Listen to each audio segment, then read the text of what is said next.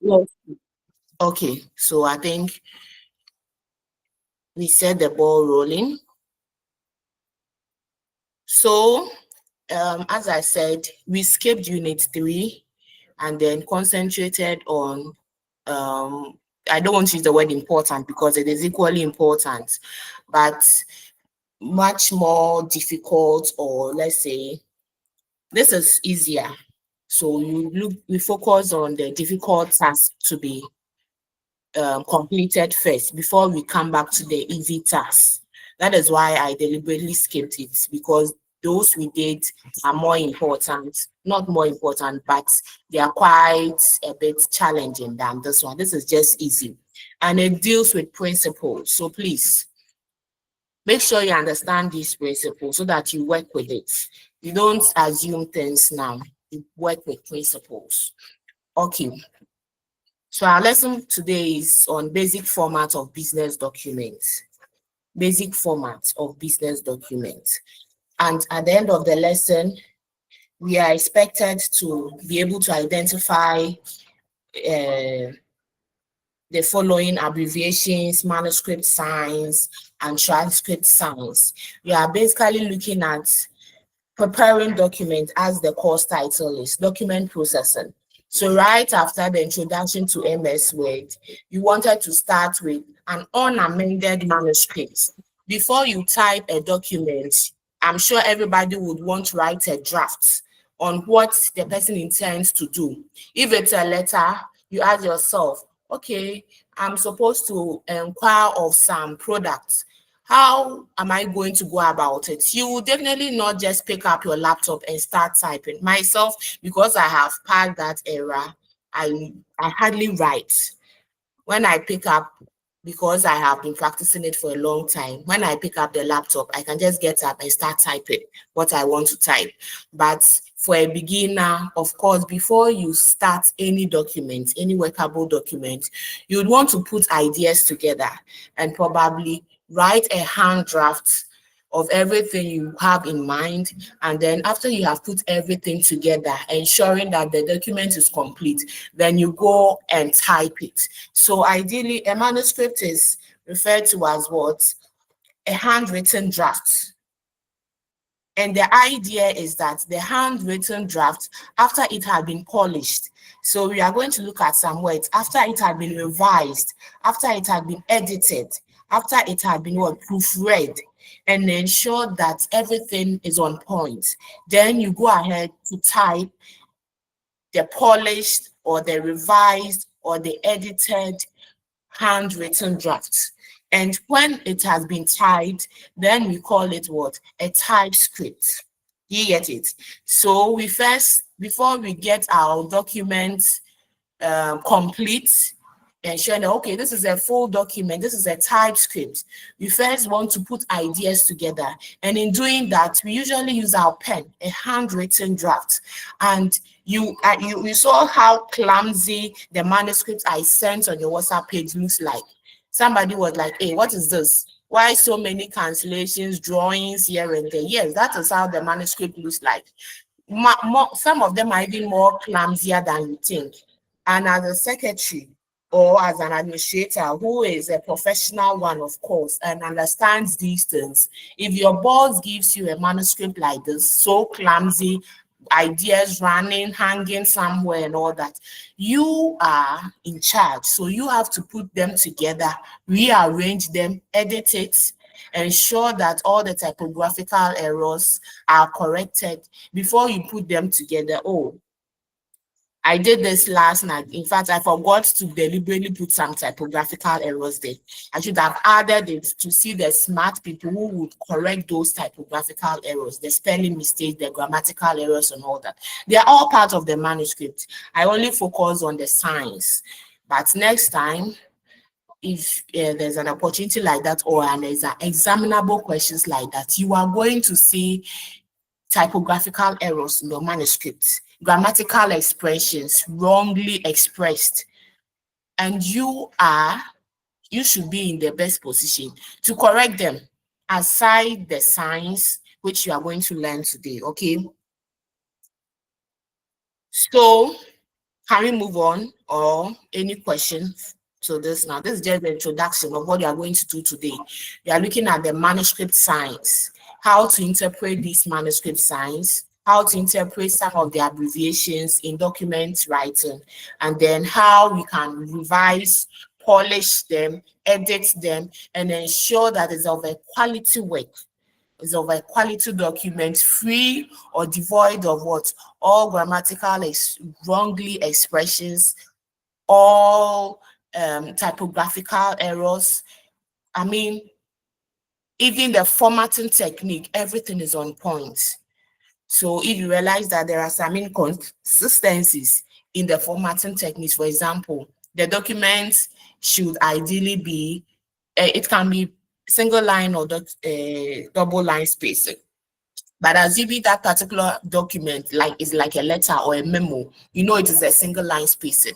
And then your unamended script is more like a double line spacing. You should know you have to use single line spacing. The writer was writing, and at a point in time, he uses the indented style of writing. The paragraphs are indented. At a point in time, you realize third, fourth paragraph is block style.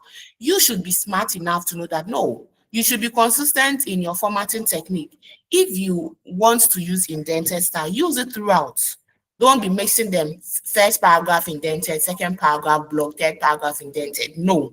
So all of these, I should have put all of these there to ask students if they are smart enough to verify all these errors. But as I said, I was just focusing then on the times and the symbols and how to interpret them. So again, I am saying that the unamended script, the word is unamended. That means you are supposed to amend it and polish it and ensure that you have brought out the right document that is required of you. Any question?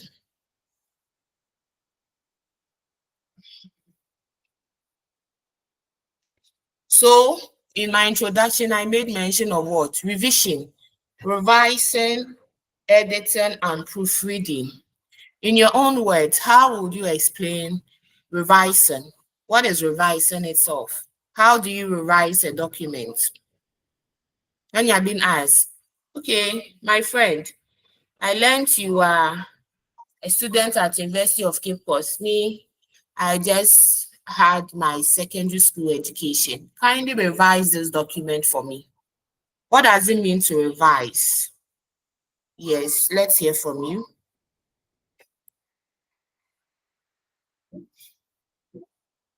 What does it mean to revise? Revise your documents.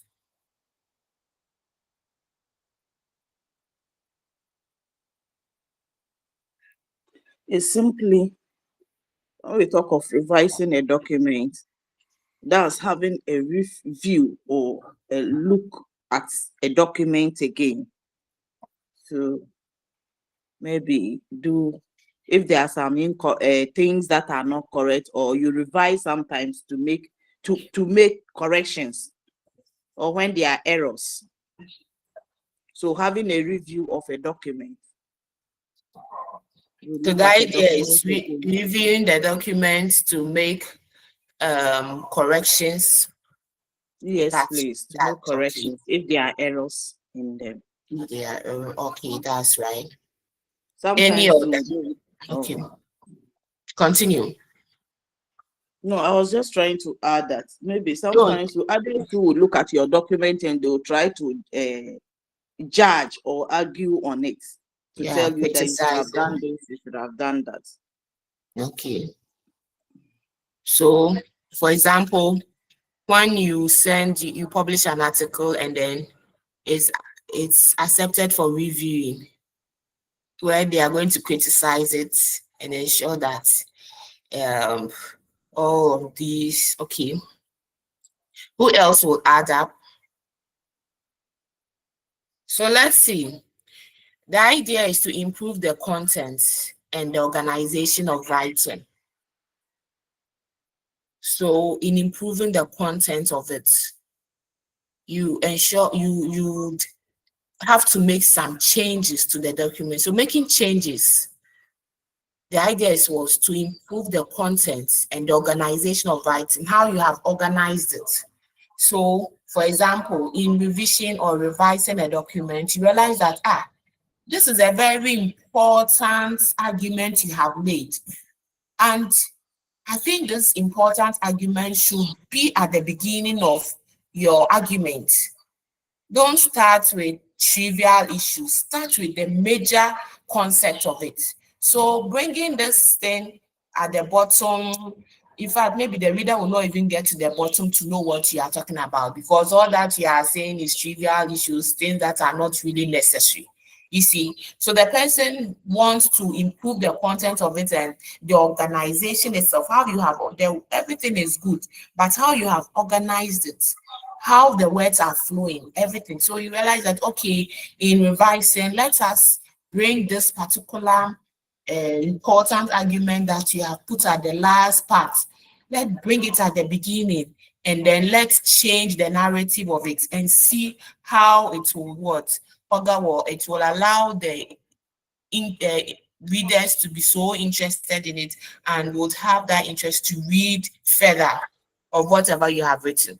So that is revising. And editing. Editing means what? We go ahead to what? Refine the revised drafts and add polish. So they are similar, just that one leads to the other. Do you get it? So revising, the idea is to improve the content and the organization of it. You ask yourself, how do I improve the content of whatever I am putting there? I have to add some. I have to take some out. I have to do this. I have to do that. Okay.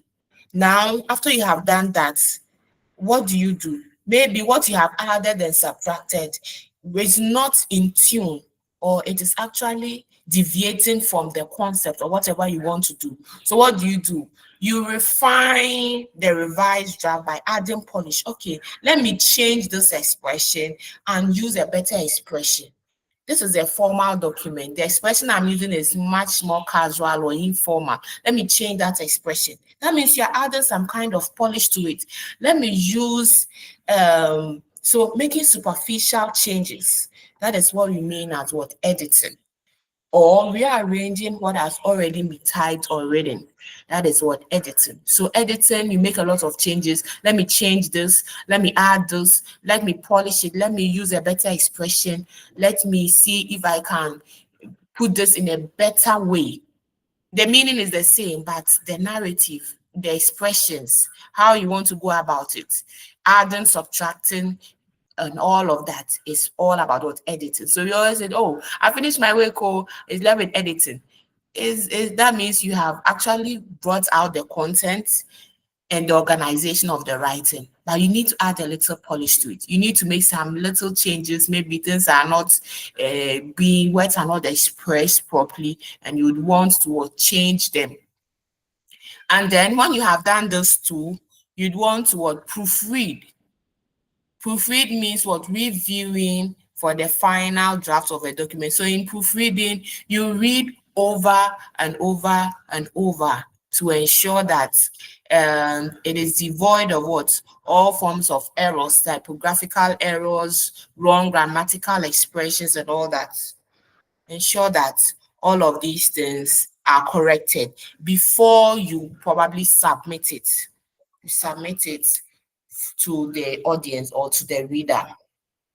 Okay, so having said this, we are going to look at some of these abbreviations in the unamended manuscript. We said what? A manuscript is a handwritten draft that is supposed to be what? Amended before it is what? Typed. And when it is typed, it is now called a typescript. And when it has been reviewed, it has been edited, and it has been proofread, and now everything is on point, then we can have our full document. So the document itself is not complete until it has gone through all of these things, and now you have ensured that it has no typographical errors, grammatical expressions, and all of that. Now it is easy to read. And you, the writer, always say that when you are writing, put the reader in, put your feet in the shoes of the reader. What does it mean? Write and tell yourself that, okay, I am a writer. Then quickly transform yourself from being a writer to a reader. So ask yourself, assuming this has been given to you, you are now the reader. How do you understand? So always put yourself in the shoes of the reader and then reason with the reader. So we'll go further to say that writers too should what? Have some form of empathy, understand the reader's angle, and know how to write. That is when you can better communicate. So for instance, if you put your shoes in the feet of primary students, you would not go and be using words that are a higher version of them. That a primary student would have to take a dictionary, read each and every word that you have put in your word before the person understands. If you really want to communicate to that primary student, for instance, you have gone to give them a speech on how to learn, primary students how to plan their lives and to learn, ensuring that they balance their life. It is not all about play, play, play, but they have to learn, they have to play, they have to exercise, they have to be spiritual, worship, and all of those things. What kind of words are you going to use? Of course, you have to use simple tenses that they would clearly understand. So when you put yourself in the shoes of the reader, know your audience, their level of IQ, and how to communicate, better express yourself for them to understand. That same way, you cannot use that style of writing in communicating to those in the academia, the literate, the elite, the professors, the doctors, or even the tertiary students. You will definitely have to use a better expression to communicate to them. Okay. So having said this, let's look at some of these abbreviations in the document. These are common ones that some of us are even familiar with, like should. When you are writing and then you want to write fast, you write SHD, should. Would, WD. Yours faithfully. See how it is abbreviated. So your boss will write YRSFFY. Don't go back and ask your boss, hey, boss, manager, please, what is this? The manager will be like, hey, where did you have your secretarial course? Or where did you go to school? So you should be familiar with this. The easiest one we all know is what ASAP, right? As soon as possible, because we use it a lot in our text, WhatsApp text and others. Possible, that is the POSS. Keep in view, keep in view. That is the KIV, keep in view. Then bring up. So in a text, your boss or your writer writes, maybe you should bring up some of the initiatives discussed in the meeting. Let's bring that up. And then in writing, just write BU. Hey, what is that? It's bring up. Then an action is supposed to be taken. The person writes TNA, TNA. That means what? Take necessary action. So you realize that a memo or a letter will be sent to you, and then it will be written on top of it, TNA. After it had been minuted, those who are the secretaries or those who have worked in the administration, I'm sure you would have come across this, especially the take necessary action. After the letter comes, it will be minuted, and then whatever action is supposed to be taken will be minuted and direct. So you see it's TNA, take necessary action, and then that necessary action, if you are lucky, it will be spelled out what exactly you are supposed to do. Maybe take necessary action 1, probably consult with this person. B, okay, we are going to have a meeting. C, and all that. 1, 2, 3. It can be numbered. So it can be TNA, which is take necessary action, or FYNA for your necessary action. So whichever way it is put, note the meaning of that abbreviation. So TNA, take necessary action, FYNA for your necessary action. Then attention, or for the attention of. Last week, we looked at the format of what? A business letter. and you realize that the attention line, the person writes the person's name, that is the attention line, and then the person will put what attention or for the attention of. I made mention of it. Most of the times it can be put in this way, ATTN. That is the abbreviation, and what it means is for the attention of or attention. So whoever's name is there, that means that even though the letter is addressed to maybe the letter is addressed to the HOD, it is for the attention of a particular person, or maybe the letter is addressed to all staff, or let's say all administrators at the university. The letter is addressed to all administrators of the administration, but for the attention of a particular person, so the person's name will be there. That is the attention line. So that is the abbreviated word ATTN. And then please, as we all know is what PLS. And for your information, so you would see this abbreviated word all in the manuscript, for your information. So FYI, for your information. FYI, for your information. So let's go over again. Should, would, yours faithfully, as soon as possible, keep in view, bring up, take necessary action, for your necessary action, attention or for the attention of, please, for your information, for your information. Is it clear? Any question? If you have come across some of these other abbreviations that are not listed here, you are free to add up. So at this point in time, I want to ask you, have you come across any type of abbreviations in your manuscript which I have not included here?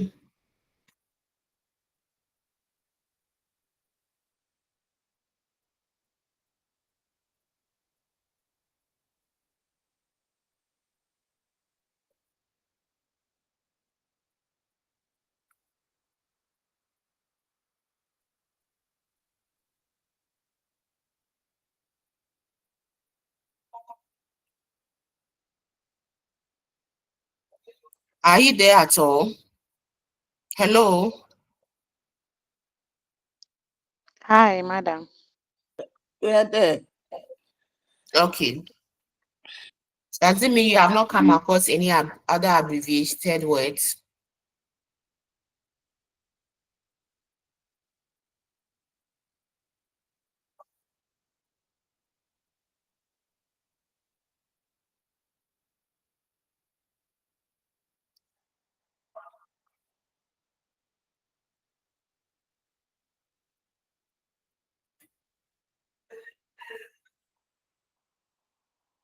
Reference. Okay, that's from Alice. That's good.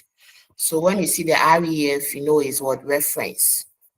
All right, so let's move on. However, there are some exceptions to that. What I mean is these abbreviated words that I've explained, when you see them in your manuscript, don't just say, okay, that is the meaning. So you type it as it has been what abbreviated. When you see them in your manuscript, you are supposed to type it in full. You understand? We are learning how to amend the unamended manuscript, the handwritten draft. It is a draft. It is not the final document. And since it is a draft, we may use those days we used to have a lesson, a shorthand lesson, shorthand writing. Those still going to the secretarial courses, I don't know if they are still learning the shorthand writing, but this time around we have a polish of it. So we use the abbreviations. When you see the abbreviations in the word or in the handwritten draft, which is the manuscript, you are going to amend it. So when you see it abbreviated, you are supposed to type it in full. So you have a handwritten draft and then you see the abbreviations and you type the abbreviations for them. It is not accepted. However, there are exceptions to these effects, and these are the exceptions. For example, when you are listing items, And then you have more items to be listed, but you can't write all of it. You write etc. You just write etc and it is accepted, right? So etc. it's accepted when you write just etc. That is, it is now accepted to write IE because you know that is. You can as well put it in for that is, but it is accepted when you put the IE. For example, in some jurisdictions, they prefer that you write in full, for example, but EJ is also accepted in your in the TypeScript. You can just put EG there and then it is accepted. Referring to, that is the RE or the reference. Even the reference REF, as who said that? Is this Akwete or Alice? Alice, I think Alice said that reference REF is accepted when you don't type it in full, or it is also referred to as what referring to, which is the RE. And then there are some countries that, of course, like USA, everybody knows USA is United States of America, so it is accepted when you just put USA there. And other things, WHO, World Health Organization, sometimes it is accepted. But take note, in your project work, when you put the abbreviated words there, we have the definition of terms. Remember, at the definition of terms, you explain it in full. WHO is what? World Health Organization. Maybe like UCC, you say UCC, everybody knows University of Cape Coast, but at some point in time, you need to write University of Cape Coast for probably the first preamble, and the subsequent ones, since you are going to be repeating them all the time, University of Cape Coast, University of Cape Coast, you can just shorten by saying UCC. So all of these things are exceptions. It doesn't mean that when you find yourself at the position that they are supposed to write them in full, because there are exceptions, you still want to use EG. You still want to use what? USA or WHO or any form of shortened abbreviations. It's an exception in some parts, and in some parts, they would, even if you put it there, they would still want to say that you have made maybe at the reference section, or as I said, definition of terms, you have to put there that this is the full meaning of that abbreviated words. So that is that. Any question before we move on to the manuscript signs themselves?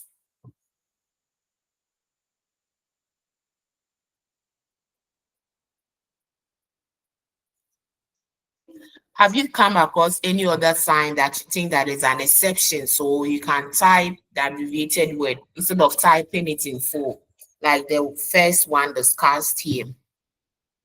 Another one that you think that, oh, as for this one is an exception, or you have some in mind and you don't know whether it is an exception or not, you would want to bring them out, then we would ask ourselves if it is okay to write it in that abbreviated form, or you have to write it in full. Is there any question like that?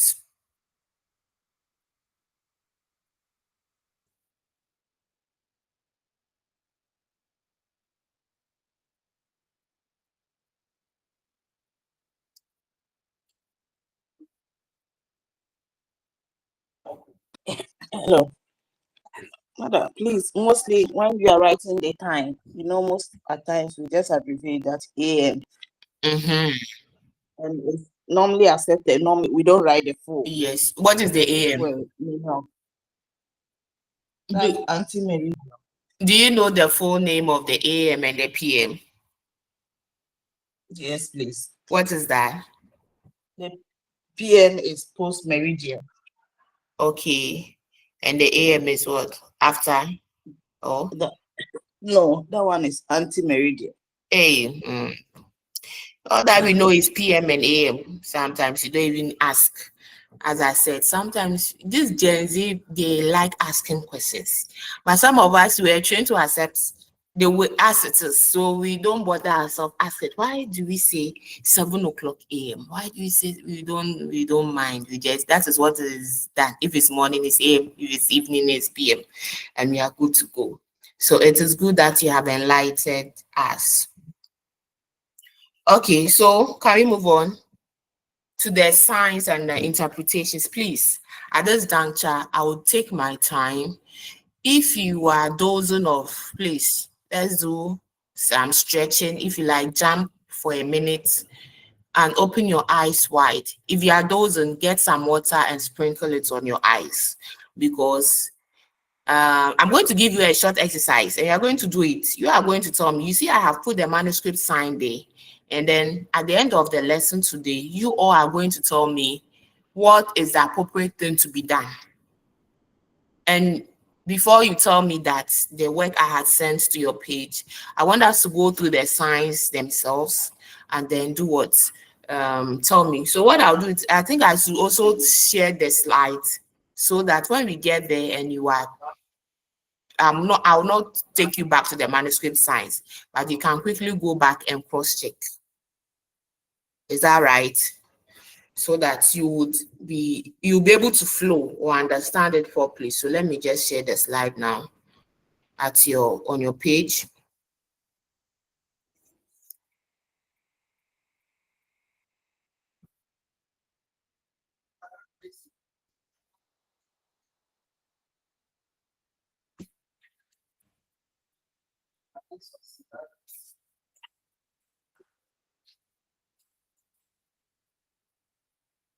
Okay.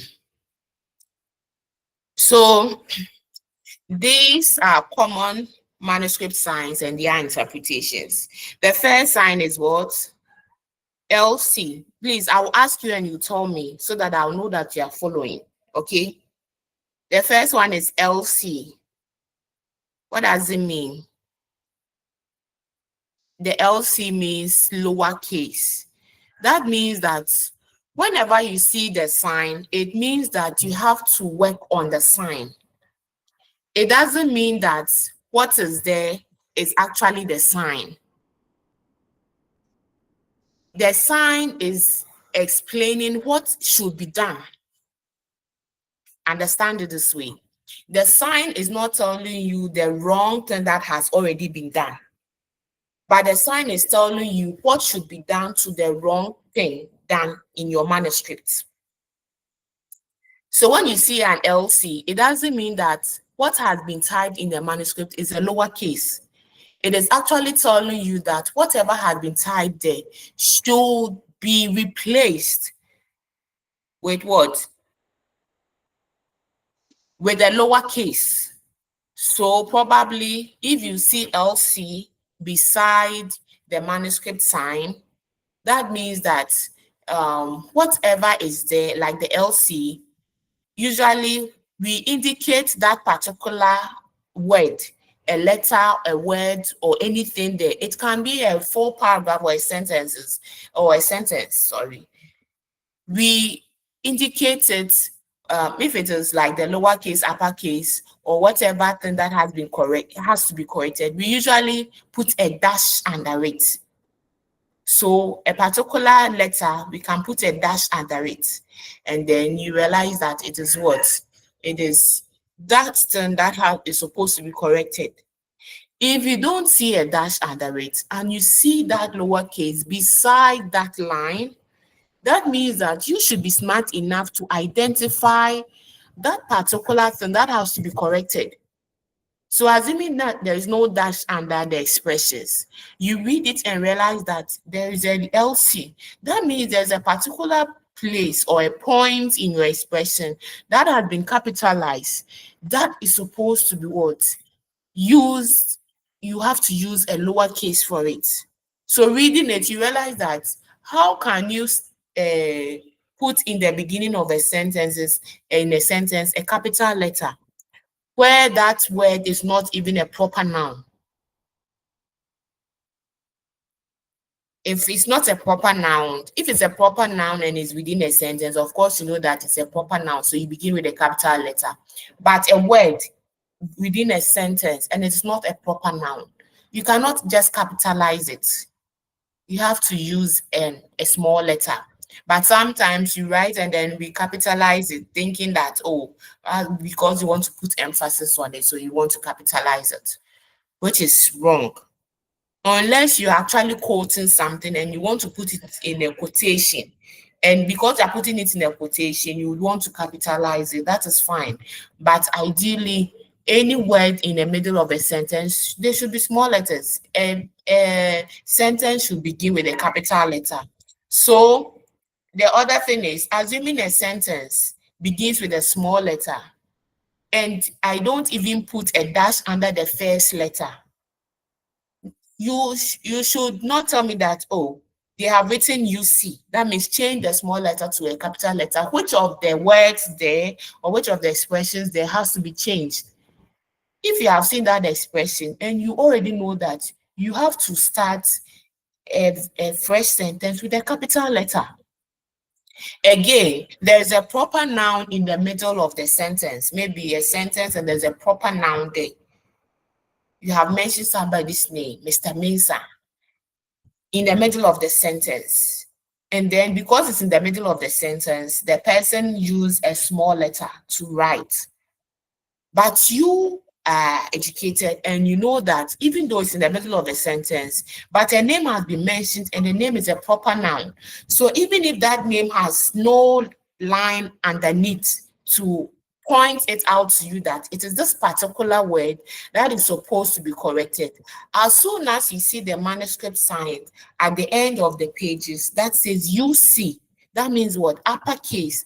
That means you have to replace that lowercase, which is the proper noun that we have begun with a lowercase, into what? An uppercase, because proper noun is supposed to begin with what? An uppercase letter. And that is the meaning. So the LC and the UC is simple. I'm saying the manuscript signs and interpretations are actually what is supposed to be done. They are not just interpreting the wrong manuscripts. They are going to interpret the right thing that is supposed to be done. So you are amending it. It is an unamended manuscript. In fact, it is a handwritten draft full of errors. See a manuscript as a handwritten draft full of errors that are supposed to be corrected. Simple. And in correcting these things, there are some signs and interpretations. The first sign is what? LC means what? Replace it with a lowercase letter. So replace that capital letter with a lowercase. The UC says what? Replace that lowercase with what? An uppercase. And then there's a third one, which is called steps. Steps. Leave as it is. So usually when you are writing, you are not sure of what you are writing. So for example,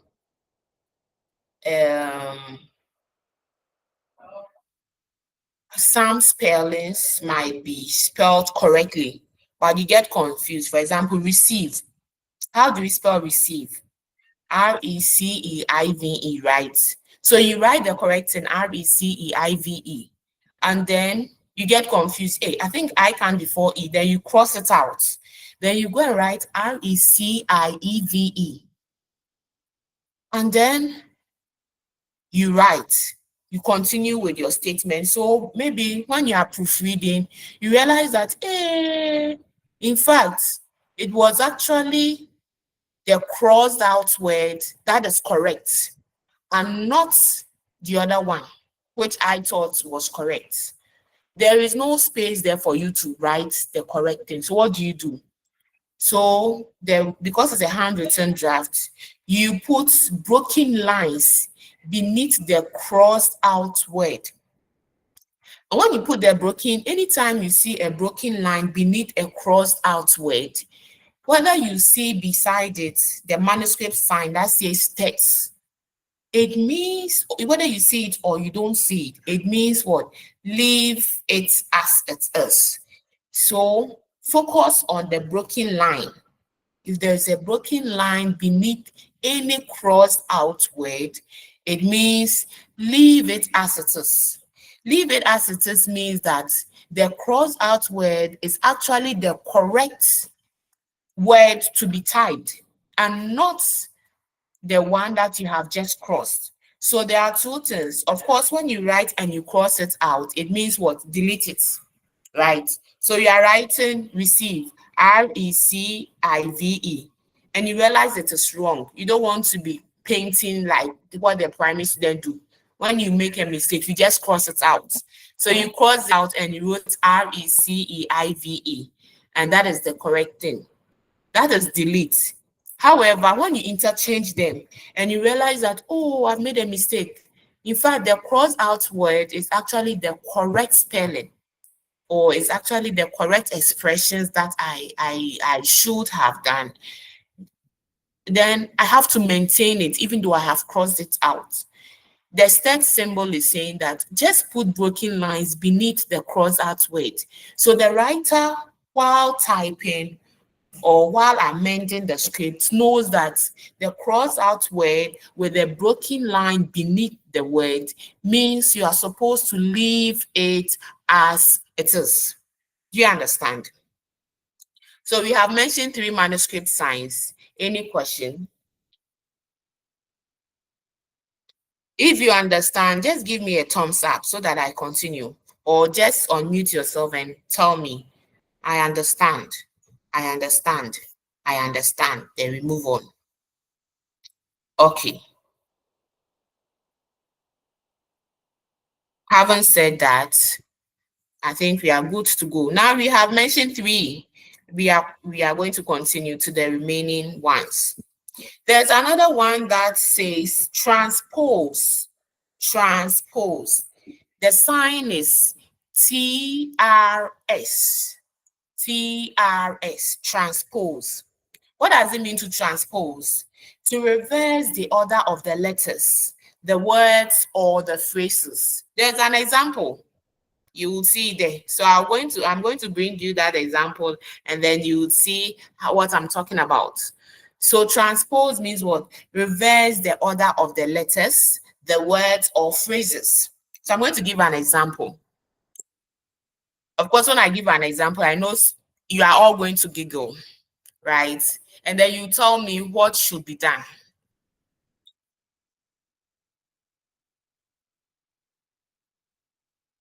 I want a funny thing to see, and then let's see how I can.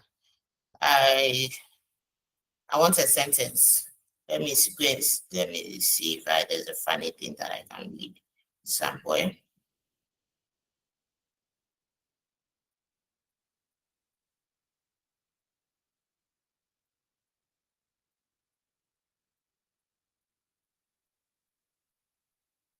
Okay, let me just.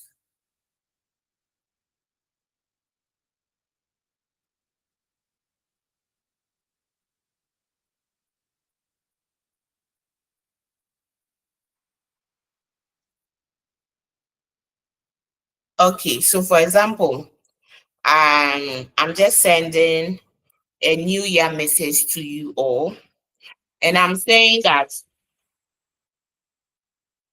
may the good Lord gracious be unto you and keep you. May the good Lord gracious be unto you and keep you. Is it correct? May the good Lord gracious be unto you and keep you. No. So what is the appropriate thing?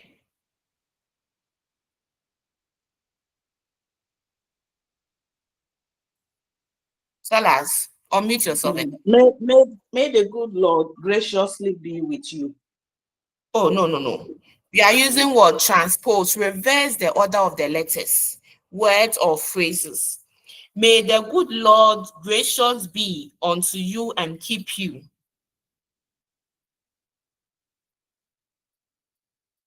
May the good Lord be gracious unto you and keep you. May the good Lord be gracious unto you and keep you. But you are writing, may the good Lord gracious be unto you and keep you. Do you get it? Okay, this one seems, let me just find a simple thing. I am going home. I am home going. So the wrong expression in your manuscript is what? I am home going. Right? I am home going. Then we see beside it TRS. That is what? Transpose. And usually there's a symbol in that particular word that has to be reversed. So I am home going. Let me go to your WhatsApp page and look at the symbol there. It is like writing a Z. The Z goes through the two words, starting from where? The first word that has to be reversed to the second word that has to. So the Z, when you're writing the Z or the two, like how the doctors write. When they are writing Z, look at the way they write. They will not write it well, as if they are almost crackers. Have you seen it? So say I should just share it. Oh, it's on your page. It's on your page. So There's nothing on the page. hey, your document processing page.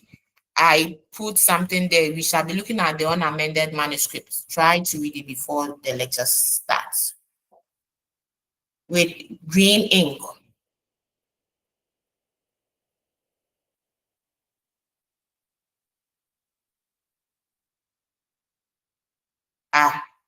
Which page is this? It's not the same page. EMG201. Yes. Yes. With green. So yes, with the green ink. Look at the manuscript sign for transpose. Okay, I'm going to show you where the transpose is.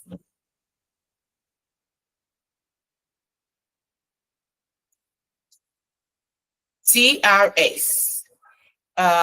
Which line? 1, 2, 3, 4, 5, 6, 7, 8, 9, 10, 11, 12. 12. After the LC, you see something TRS, transpose, right? Look at that particular line where I have put transpose, TRS. That line, what does it read? That left me pondering and perturbed. And perturbed sometimes. You get it? So before that particular line, let's start from the sentence itself. The sentence itself was, a minute, I'm coming.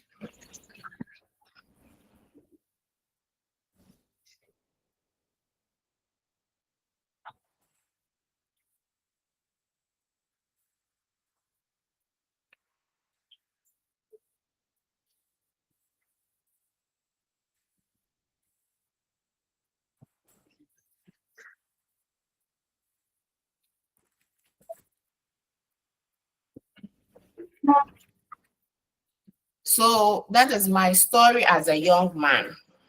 This is somebody's story that I picked and then did the unamended script. So as I'm saying, it starts with what? I think one day during a youth seminar, one of my youth pastors made a profound statement that left me pondering and perturbed sometimes, somewhat. One day during a youth seminar, one of my youth pastors made a profound statement that left me pondering and perturbed somewhat. You see, and the sign is between the perturbed and somewhat. So that sign, you see, it is like writing a Z that is just dangling. The Z is dangling. And I'm saying that Z sign, which is dangling, is coming from what? Is on top of the word that has to be what? Reversed. So you have to reverse the perturbed somewhat to somewhat perturbed. The correct expression was what? Left me pondering and somewhat perturbed. Not perturbed somewhat, but somewhat perturbed. Do you get it?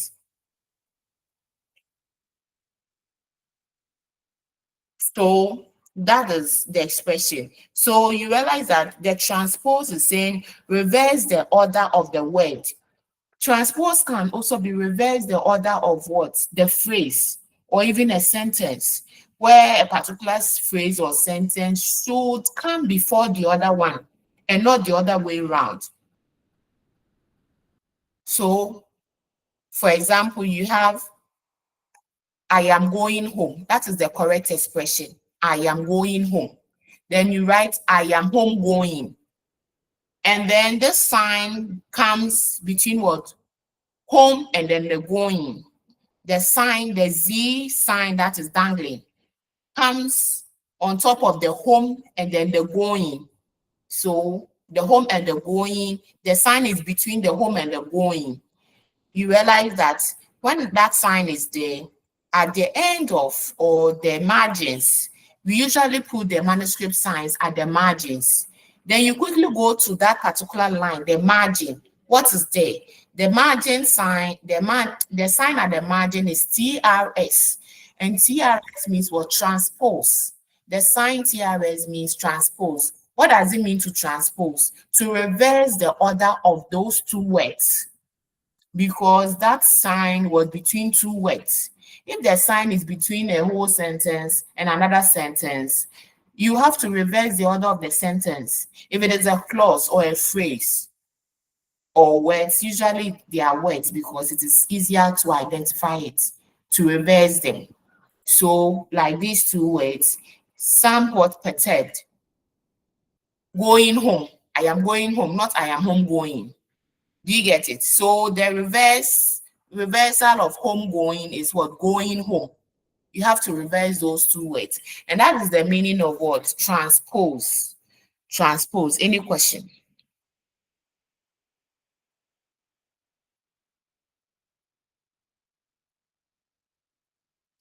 So again, if you understand, just give me a thumbs up and then we move on.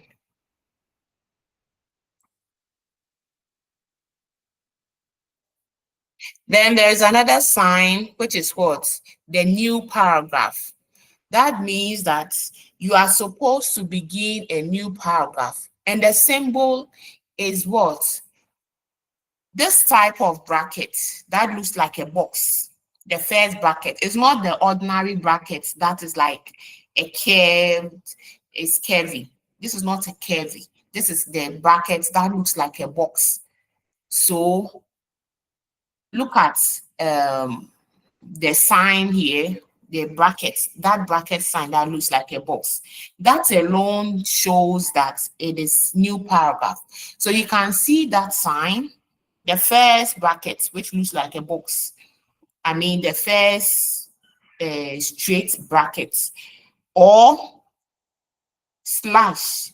If the slashes are two, you can just have two slashes. Whenever you are typing and you see two slashes in the middle of the text or anywhere, it means that right after the two slashes, whatever starts should begin a new paragraph. So what I'm saying is you can see those signs without them indicating on the margin NP or para. The NP means new paragraph. That means begin a new paragraph. Don't continue as the person has written it, because it should begin a new paragraph. So that sign, you can see it on the margin as NP, or you can see PARA, para. That means new paragraph. Or you can just even see that bracket sign in the text. In the text. So the person writes and realizes that, oh, I'm saying a lot of things, but what I am bringing is a new thing altogether. I have to start a new paragraph, but I continued writing. So let me just put that bracket there from the text that I want to begin a new paragraph. So when you see that bracket in the text, it means you have to begin it with a new paragraph. Whether if you are lucky, you may see all the three there. You see where you are, it has been indicated to begin a new paragraph with that bracket sign, or you may have it in addition to NP. You may have it in addition to para, or you may even have it in addition to just two strokes there, showing that you are supposed to what? Begin a new paragraph. Begin a new paragraph. So the para with the two strokes or the NP, that is what? New paragraph. Then just the same way, you may have thought that, oh, I think what I'm writing is too much. So this particular thing, let me start a new paragraph. But you are communicating the same idea. Nothing has been changed, just that you are adding more details to whatever had been communicated before. So there is no need for a new paragraph. So if the unamended manuscript has given a new paragraph for an idea that has already been communicated, just an add-on, that means it's an add-on to whatever had been written. So what do? You have to run on, and the run on symbol is, they would indicate that particular part that is supposed to run on. Or you just see at the end of the paragraph that fresh paragraph. So there's a fresh paragraph, and then beside the fresh paragraph, at where the margins are, you see run on. The run on means do not begin the new paragraph as shown. Continue typing from the previous sentence. So there's a previous sentence, there's an old paragraph there, and then there's a new paragraph. Now the new paragraph is communicating the idea in the first or the old paragraph. Nothing has changed. It's still the same idea. You are just adding more flesh to it. So no need for a new paragraph. You know, paragraphs are supposed to communicate different ideas. So you are talking about the same thing. As lengthy as it is, continue talking, because it is the same issue you are talking about, the same thing you want to communicate. You are just expressing it in different ways and giving examples. So if you have come down to give a new paragraph, you are supposed to run on. So the run on manuscript sign is just run on, indicating that do not begin a new paragraph as shown. Continue typing from the previous sentence. Do you understand? I want to hear from you this time around. I don't want you to be giving me thumbs up. So unmute yourself and tell me. Understood? Yes, madam. Are you following? Yes, please. Yes, please. Okay. So run on. Run on, that is the meaning. Then we have the delete, which I've already spoken about, that ideally when you are writing and you make a mistake, do not use the ink like the primaries. What they do, some of them will do, they would use saliva, they would even tear the sheet for you. You have been handling them and you know how irritating it is. So when you make a mistake, you are supposed to do what? Cross it out. And that is the delete key. So when you have an unamended manuscript and you are going to polish it and then type it to become a typescript, when somebody cross out something with no broken lines, take note, with no broken lines beneath it, that means the thing is actually wrong. So you delete it. So don't even type it at all. You understand? So that one is easy because you have always been what? Crossing out things that are irrelevant. You type you write something, this is a mistake. You just cross it out. It means delete it. So what does it mean? It means that in your work, when I cross out something, whether I write beside it as delete, which is DEL. Sometimes you have DEL, or you have DEL that has been crossed, or you don't even have the DEL or DEL that has been crossed, and then the actual work they have just crossed it out without broken lines. That means you have to delete it. No two ways. If it has been crossed, no broken lines, you have to delete it, whether or not the manuscript sign that says DEL is there or not. Just delete that word. And there is another word another sign that says correct. Correct. That means insert the additional matter at the point shown. The correct sign is usually a stroke sign. So take note, all the manuscript signs you realize have the stroke sign. So for example, LC, then there's a stroke. UC, there is a stroke. Stet, there is a stroke. Transpose, there is a stroke. New paragraph, there is a stroke. Or even sometimes there are two strokes for para and two strokes. That is the sign, para with two strokes. Then run on, there is a stroke. All of those signs with a stroke and has meaning has been written there. So for example, LC and stroke, it doesn't mean correct where you are going to type LC, because you know that when you see LC is what lowercase.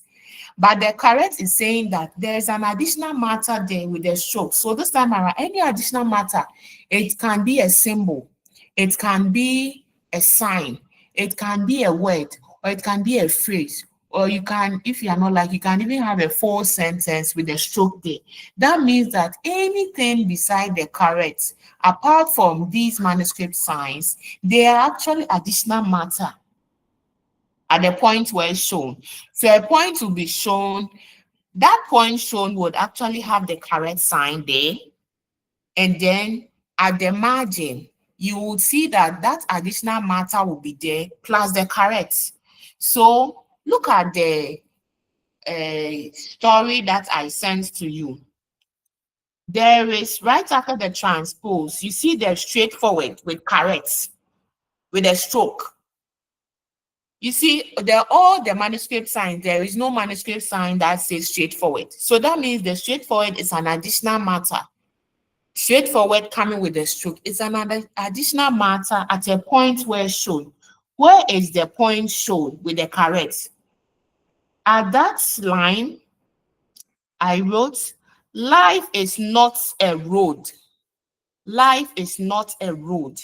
And in between a and road, I put the correct sign, which is the correct sign is just a stroke. You see, the correct sign is just a stroke. So wherever you see a stroke, notice that the stroke is different from exclamation mark. Exclamation mark actually has a dot beneath it. So those who don't write well, when you say exclamation mark, don't say it is a stroke. A stroke is simply a tilted line.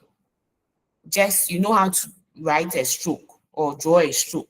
So you realize that in between the words a and road, life is not a road. Life is not a road. The writer wanted to communicate that it is not a straightforward road. In other words, the writer even wanted to communicate life is a crooked road. Life is not okay. Yes, life is a crooked road. The writer wanted to communicate life is a crooked road. Or life is not a straightforward road. So the idea that is communicated is life is not a straightforward road. But the writer made a mistake and wrote life is not a road. Something has been omitted. Straightforward has been omitted, right? Straightforward has been omitted. So the correct symbol, which is actually a stroke, it's saying insert that additional matter at the point shown. The additional matter is straightforward with a stroke at the margin side. That is where the manuscript signs are. So go whenever you see a manuscript, go to your margins, either the left side or the right side. There are some signs there. These signs will tell you what to do. So you see straightforward with a stroke. That means correct. The sign is correct. Correct says insert additional matter at the point shown, and the additional matter in the sentence where the correct is showing is what? Life is not a road. In between a and road. So what do? You write life when you are typing or you are amending the manuscript. You are supposed to write life is not a straightforward road. Don't go and type life is not a or road. You see, when you are typing and we use the word stroke, we think that stroke means or, right? So either this or that. But how can you say life is not either a or road? Do you get it? Life is not either a or road. Like you have words like what? What are some synonyms?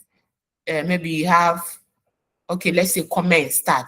So you are writing, you write comment stroke start. That means the meeting is going to commence or start on, you see. So there are two synonymous words and you can choose any. So you write comment stroke start, meaning the same thing. That stroke is all. That is your interpretation. But you are saying in manuscript, when you see that stroke there and there's an additional thing there at the manuscript sign, that means you have to insert that additional matter. It is correct. It is correct. It is different from a normal message where you have this or that. When you read it, you would even understand that, oh, as for this sentence, it is just the stroke sign which is correct here. It's not correct, but it's actually a symbol for all. So either this or that.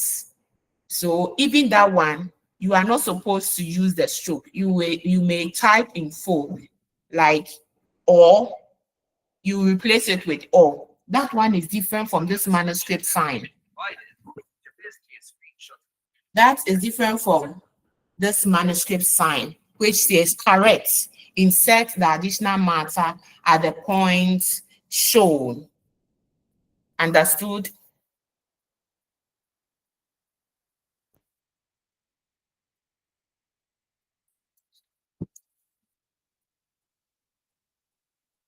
Yes. Okay. So we are moving on. When we are done, quickly, you are going to tell me line by line what is the right thing to be done. So everybody would get ready, and you have to looking at okay, the names here. I would mention them, and then so everybody should be alert. When I mention your name, you know where we have gotten to. So everybody should be reading the manuscript that I have sent. Do you get it? So I may call out your name, and then you start by telling us the heading, what is supposed to be done at the heading. Then the next one, after the heading, you have moved to the first sentence. So the person reads out the first sentence and tell us the error that is supposed to be corrected. So everybody is going to read it sentence by sentence and tell us every sentence. If there's an error to be corrected, you tell us. Unfortunately, it pains me that it was just last night that I said, no, I'm supposed to prepare a manuscript, and I was just concentrating on the science. I forgot to deliberately make some grammatical errors or grammatical expressions. I should have done that so that you would see the grammarians, if they would continue giving me the wrong expressions, or they would be smart enough to see that this is the wrong expression and we have to correct it. So those ones but ideally I should have done it. It has pained me that I didn't do it. I just wanted you to focus on these signs because in your object. So I have also sent, I think last year, yes, it is 2025, their quiz questions, so that you realize that the quiz questions had some of these manuscript signs, the interpretation of it, and then what is supposed to be done. So take notes. So can we move on now? Let me get some water to drink. Why? And bread.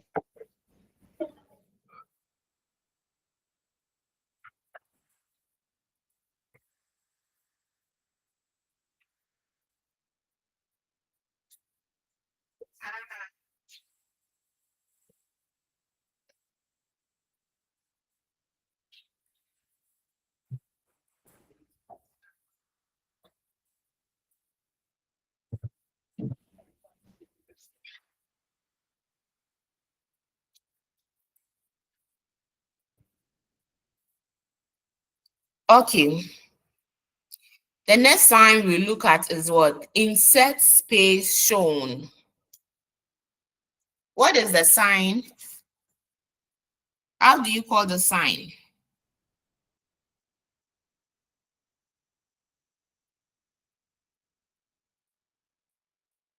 The unequal sign. In your network, *124#. And then I have a kind of hash nana. Hey, is that the hash? The Yes, unequal madam. sign. No, Yes, hash. madam. Yes. And see, at least if you cry, remember when you are doing your Momo *170#, that hash there. Or if you are a mathematician who doesn't forget the signs, it is equal sign that is caused is what? Unequal. That means it is not equal.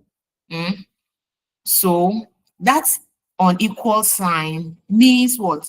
Insert a space where shown. Insert a space where shown. So, in fact, how do we spell in fact? How do you spell in fact? Spell it like the way you write it. How do we spell in fact? Yes. Who is going to spell in fact for us?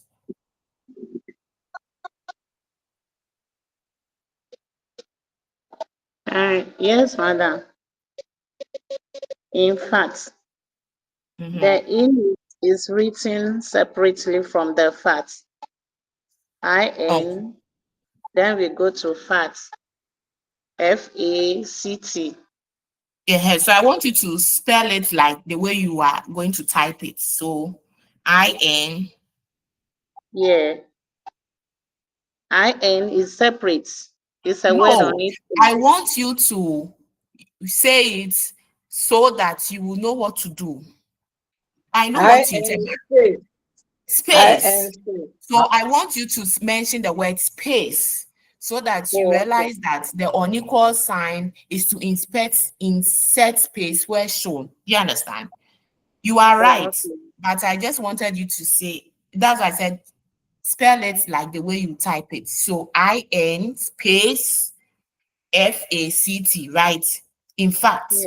but you realize that a lot of us, sometimes you are writing and we even forget, hey, in fact, then we write it together, right? So the person writes it together, INFACT together. Then while the person is proofreading, that is why proofreading is very important. So what do? Instead of canceling, when you cancel, where are you going to write it? On top of it, then the person will struggle to see. So beside it, that is why we have margins. Margins is the place that we make comments, right? When you even send your assignment or your work for it to be what commented, you realize that the comment is written at the margin side. So at the comment section or the margin, you would see just what? Unequal sign there. If you are lucky, the particular point that is supposed to be shown would have underline. This one is not broken lines. Take note. When it is broken lines, it means what? Stats. Leave it as it is. When it is just underlined, it is probably showing you where the mistake is supposed to be corrected. So where the mistake is supposed to be corrected is in fact, right? So they will underline the in fact. And then at the margin, you have that unequal sign. That unequal sign is a manuscript sign that shows what? Tells you to insert a space where shown. To comprehend? Oui. Oui. Good. I like my French people. See, I call France onti. Ma munsia French no. Munsia French. Many munko. Okay. Then, if you are to insert a space where shown, and you have actually, okay, which other word actually has to be together that people usually separate them? Sometimes, Sometimes is one word, right? So you have some, space, and times. Sometimes I eat jollof rice. And then you have written some, space, times. So you see, that is why I deliberately brought the word shown with red ink and then I separated them. What do you see on top of it? So when you have two words with an arc on it, it means you are supposed to close up the space, close up. If you have forgotten the word close up, go and buy close up toothpaste to remember that. You people are just laughing, and that is fine. It means you are following. So if you have forgotten close up, I said go and do what? Buy close up toothpaste. When you see an arc on two words, that means it can even be two alphabets or yes, or the words. It means that you are supposed to what? Close up the space shown. So you have sometimes, some space times, and there's an arc on the sometimes. What does it mean? Close up the space. It is one word. They are not two separate words like in fact. In fact, you have written them together. There's an unequal sign at the margin. It says what? Insert space shown. The in fact should actually be what? In space facts. Sometimes one word, close up. Sometimes close it up. So there would be an arc on the actual word where the space is to tell you that you are supposed to do what? Close them up. You see, the manuscript signs are easy to read. And yet, do you understand? Understood? Yes, madam. We have 3 more signs to go, and then we have our little exercise, and then we end today's lesson. Okay, I think we are on point. We can use 30 minutes to do the exercise. So the next sign is what? Interpolation. That balloon sign is referred to as what? Interpolation. Interpolation. Interpolation and spool. You see, they are all something that is more like a balloon. Interpolation is actually saying move everything in the balloon. So if the balloon has a word, an alphabet, a symbol, words, paragraphs, sentence, even if it's a whole page, the whole page and is put in a balloon, that means move the entire page to the point that is shown. And the point that is shown, usually because it's a balloon, we will draw a very long line. It can be long or short anyway, to a particular place that we want it to be. So move it to the appropriate place. So in your work, have you seen the balloon or the interpolation? You realize that. So at this point, I want to communicate something else. Please, don't just get up and say you are going to correct the manuscript sign. Other than that, you would write, rewrite like 1,000 before you would finish. The first thing to do, anytime it also can be transferred towards in your examination questions. People that you get the examination question and you are in a rush to answer the questions without even reading the instructions. Please take notes. There was an issue that there were 20 questions to be answered within 10 minutes. That means every question, you should use half a minute to answer them. And they said, hey, 10 minutes for 20 questions. God, I'm dead. I have to write fast. So as soon as they saw the 20 questions and they just looked at the time, 10 minutes, then they started answering because they want to finish on time. They did not read the instructions. So when they said when they said 2 seconds more to stop work, Then he said, let me go and read the question, the instructions. And the instructions said, no cancellation. Answer only number 20. And that number 20 is carrying the 20 marks. So what did they do? They didn't read the instructions and then they failed miserably. What does it mean? I'm drawing your attention to something. The first thing to do when you get a manuscript is to at least read the whole manuscript before you start correcting it. While reading the whole manuscript, ensure that you try and correct it in your mind before you come and type or before you come and rewrite. So that is why I put it there on your page and I said read it before. I didn't say answer it. The instruction was what? Read this manuscript before we start our lecture, right? I didn't say you should work on it. I just said read the manuscript. Read the manuscript before we start the lecture. Okay, so was I communicating on the wrong page? Because I've seen better sending. So which page was I putting there? Have you all received the manuscripts?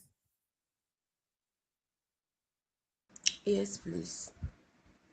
So which page is that? Because I've seen better also put on another page. Or is an old managed? No, the page, we have a separate one with you and then a general one with the coordinators. So you kept it on the general coordinators. Okay. So the instructions were we shall be looking at this unamended manuscript. Try to read it before the lecture starts, right? So that is ideally what you are expected to do. When you get the manuscript, read the whole thing. Do you know why? Because of this interpolation I'm going to talk to you about. So assuming your text, the interpolation is actually the last paragraph. And then you are supposed to what?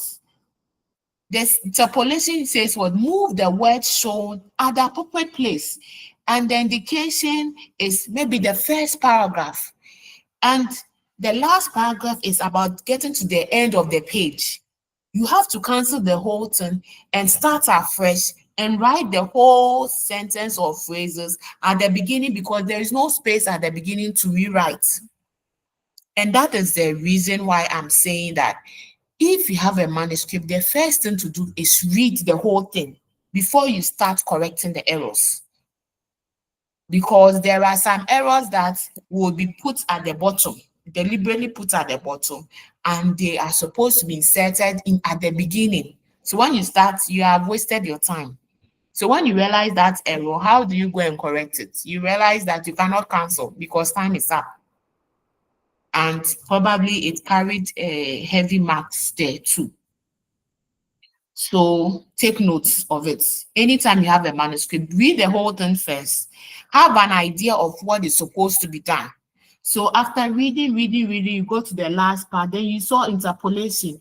And you look at the direction to where the interpolation is. And you realize that, hey, it is supposed to be here. So in mind, you know, when you get there, there's some interpolation that is supposed to be done. Then when you have finished reading the whole manuscript, having an idea of what is supposed to be done, in writing, in amending that manuscript, then you know the exact place to position each word, each phrases, whether it's interpolation or the spool. I'll talk about the spool soon, and then what is supposed to be done. So that we don't want you to have a manuscript, an amended manuscript, not the unamended one, the amended one with cancellation. In fact, if you are preparing, if ideally, if you are writing an examination and you are supposed to write a manuscript, you don't want to see cancellation there because when you cancel, it's like giving us a draft. You get it? Because that cancellation is delete and you have repeated it there. So ideally, we want a work free of errors, no cancellation here and there. But because of course, we have to be what? Say empathy or that, and so when you cancel, but when you cancel too much, you should have a penalty. Yes, at least when you cancel one or two is okay, but everything you are canceling, no. Why? Because it is amended manuscript. You had the unamended that is full of errors. That is why we have things canceling here and there. And you are amending it. Well, can you amend something and you still be canceling? We don't do that. You get it? So the idea is read the whole to know what is supposed to be done before you tackle it, before you amend it. Other than that, you keep on canceling, and you have to cancel everything and prepare the final draft without anything being canceled. And that is what is supposed to be done. So interpolation, what did I say? Let me hear from you. Interpolation means what?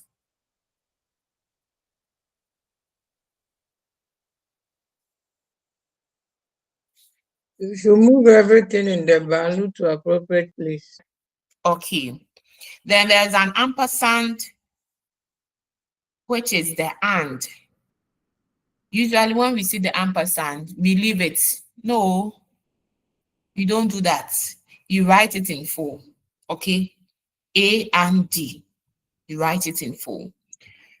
And there is a spool. The difference between a spool is that's done in the interpolation. That looks like interpolation. It's actually written in capital letters. It doesn't mean it's an interpolation that you are going to carry what is there. If they are in capital letters, it is actually talking about clarity. So I think the last years they take a risk. In fact, I forgot and I didn't bring it. That is why yesterday I have to write a new manuscript. That one had a lot of grammatical errors that are supposed to be corrected and had the spool too. By this time around, Madam, hello. Madam, please, the interpolation, does it come with an arrow? Oh no. So in case the words are circle, how will you know that you are supposed to place them maybe in the first paragraph or second or the last? I said that it will be drawn. So look at the example I gave to you. It comes with an arrow. Yes, it comes with an arrow, and that arrow. Yes, did you ask of an arrow or Yes, madam. Yes, it comes with an arrow. So that arrow will be shown in the text, not the interpolation sign. I thought you were asking if the arrow comes with the interpolation sign, as in drawn together with it. So the interpolation sign, of course, in the work will be drawn together with the arrow. Okay. So that arrow, that's what I'm saying. It is not it can be a straight arrow, but assuming it's in the middle of a text somewhere, you see that it is more like a point arrow, like what I have here. You see, there is interpolation. This statement weighed on my mind for several days because I had meticulously charted the course of my life, envisioning myself completely university at 25, getting married at 25, and leaving significant impact on my generation. And this whole statement should be before, however, borrowing words from Job, what I greatly feared has come upon me. It should be there before the however, that statement. So you would see that the interpolation sign, which is the balloon, has an arrow drawn beside it, showing you the point shown. Showing you the point shown. I'm reading from my story as a young man, the drafts, the manuscript that I sent to you.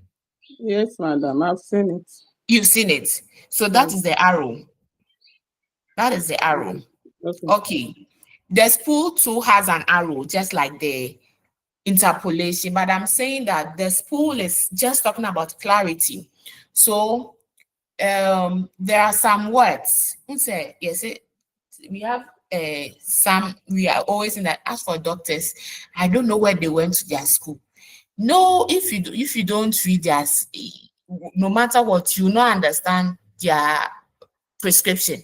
But the pharmacist understands it. So when you see that this is paracetamol, this is this, that is that. You say, hey, you see, look at the way it is written. Yeah, that is it. So assuming your person is writing, the writer is writing and pressure or penitum and or book crackers. So it is not legible. It is not clear. The writing is there, but it is not clear.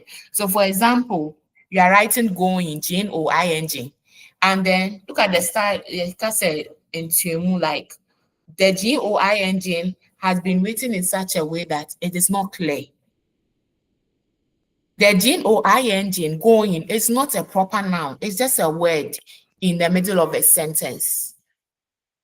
However, in the spool is going to write the G-O-I-N-G in capital letters, just like the interpolation, and show you the place shown. It doesn't mean that G-O-I-N-G in the middle of the sentence should be changed towards a capital. It should be changed to capital letters as shown in the spool. It is only about what? Clarity. Telling that G-O-I-N-G now born in 20 to say www. You see that when you are writing fast, the G-O-I-N-G looks like www. You see, so that thing in the spool would actually be written G-O-I-N-G clearly. And because you want to talk about clarity, we would write it in capital letters. And again, the spool is saying the things in the balloon, which are in capital letters, are supposed to be written in small letters. It is only showing what? Clarity. If a word is not clear in a text, it will be shown in the margin, written in capital letters, in either a ruled box or a broken line box. It gives clarity to the word. It does not mean it's supposed to be typed in capitals. So you may have, the spool is more like a broken line box, or it can be a circle that is looking like a cloud, or a ruled line box. Whatever the spool finds itself in, it doesn't matter. The issue has to be the capital letters written in that thing. It is only showing clarity. Doesn't mean go and type it in capital letters, but it's showing that those words in the middle of the text are words not clearly stated. So they are not clearly written. So they are supposed to be words shown. We want to show you what exactly we mean. But there's an exception. For example, if the spool is pointing to a heading and the heading, everything is in capital letters, of course, you have to put it in capital letters. If the spool is showing at the beginning of a sentence, that means that the first letter of the sentence should be capitalized. The remaining should be small letters because it is at the beginning of the sentence. It doesn't mean they say the spool is in capital letters. You are not supposed to write it in capital letters. So even if it is at the beginning of the sentence, you would still write everything in small letters. You should be smart enough to know that beginning of a sentence should begin with a capital letter. So the first letter is capital, the rest will be small letters. Beginning, depending on where the location is. But most at times, it may be in the middle of a text. I'm using the word most at times. If it is at the middle of a text, of course, you know, middle of a text. If it is a proper noun, fine, you should put it in capital letters. If it is not a proper noun, going, it is just a verb. But it is written like G-W-W-W. So write the G-O-I-N-G, everything in small letters. Don't go and write everything in capital letters as seen in that spool, which is the words. That is the meaning of the sign. The sign means spool. It's different from interpolation. Interpolation is saying the word, the letters, everything there. Just put it as it is. Put it there. But it doesn't mean if those words there are having grammatical wrong expressions, you should go and put it there. You have to correct it. You have to correct it. Okay. Any question? Are you still confused with interpolation and spool? Interpolation and spool.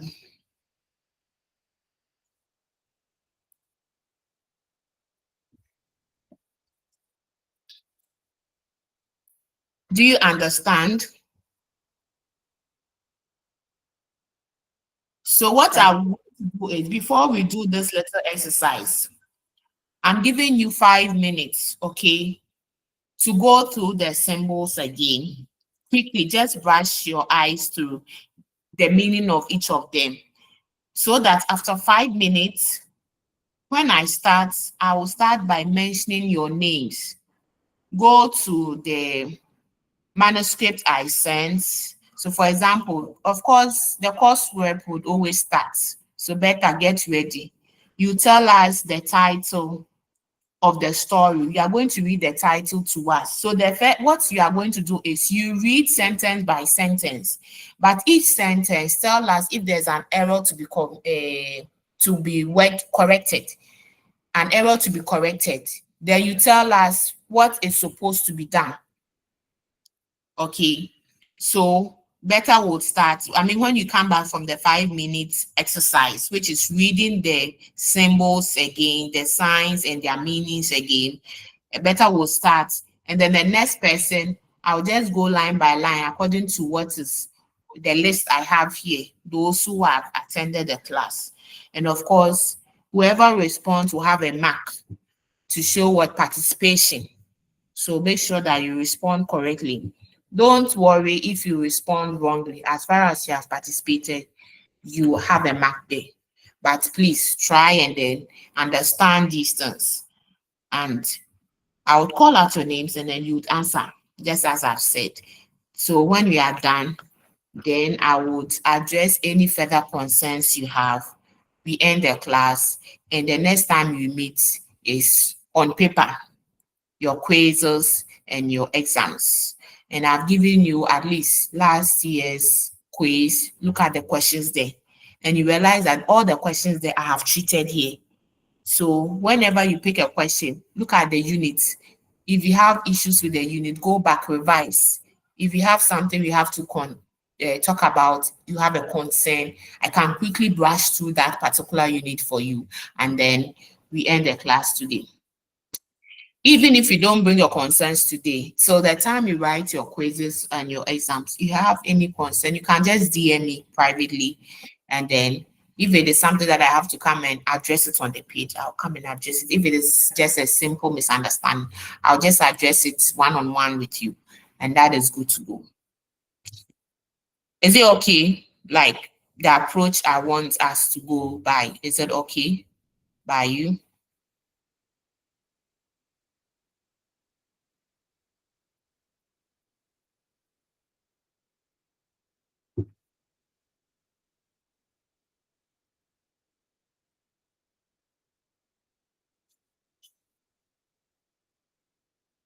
Can you all hear me?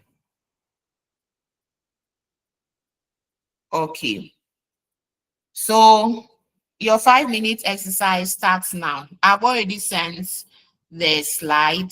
So go to the manuscript science and just revise for your 5 minutes before we begin this exercise, this short exercise. Okay.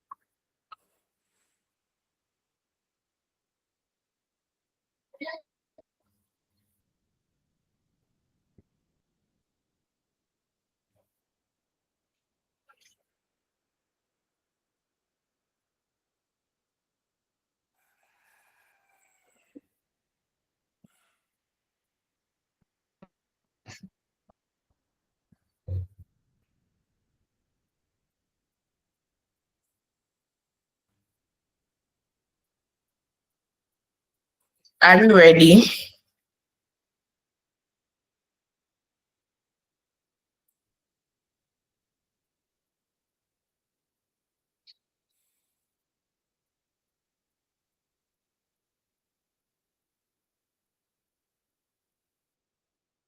Hello, are you ready? Hi. Yeah. So you wanted to close at 9, but because of this exercise, you'd go further and then maybe the next 10 15 minutes. I'm sure we should wrap up. Okay. So just as I said, Betha, you are going to start with us, and then I can proceed by calling out your names and telling us what is supposed to be done. Oh, okay. So looking at the script, no problem. The script, okay. The first, that's the title or the heading. We have my story as a young man, and we're supposed to write that in uppercase. UC means uppercase.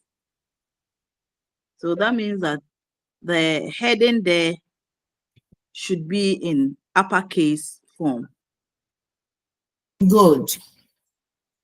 So, Augustina, I think for my list, it begins with Augustina, right? Okay, let me use the one here. I think Frida continues. My side, Frida starts.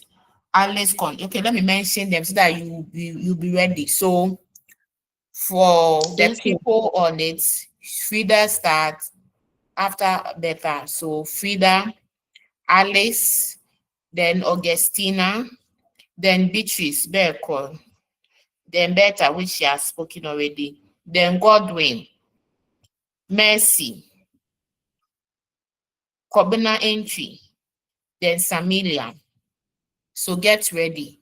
You are going according to this order because that is the order I have on my laptop. So Frida, continue. The first sentence, read it for us and tell us what is supposed to be done.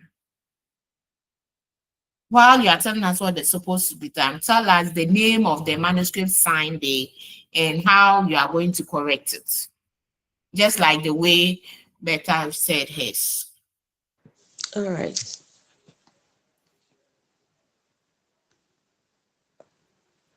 So I'm reading. That's the UC starts. My story as a young man. No, she has done it. She has done the heading. This is the first paragraph, and I'm saying you are supposed to read the first paragraph, the first sentence in the first paragraph, and then tell us what is supposed to be done. So the first sentence is my story as a young man. No, that is not the paragraph. That is the Okay. heading. The heading. Okay. So the first paragraph, as a young man.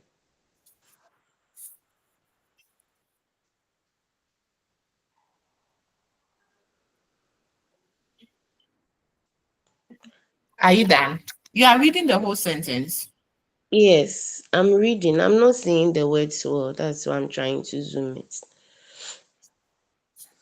As a young man with exuberance, and then is it great or Grand dreams. grand dreams and high aspirations have consistently, is it envisioned, Yes. prayed, fixed. Oh, same thing.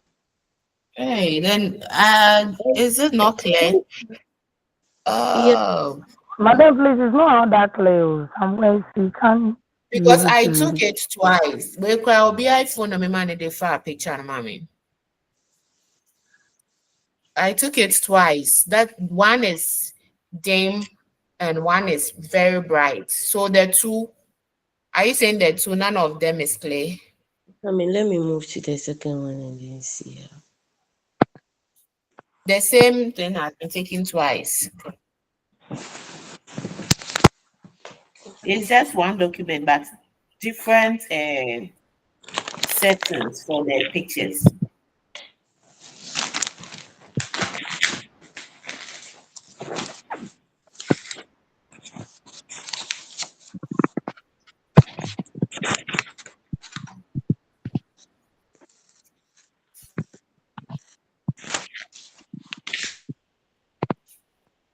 As for the first paragraph, I can see. Well, I should do that one and be free.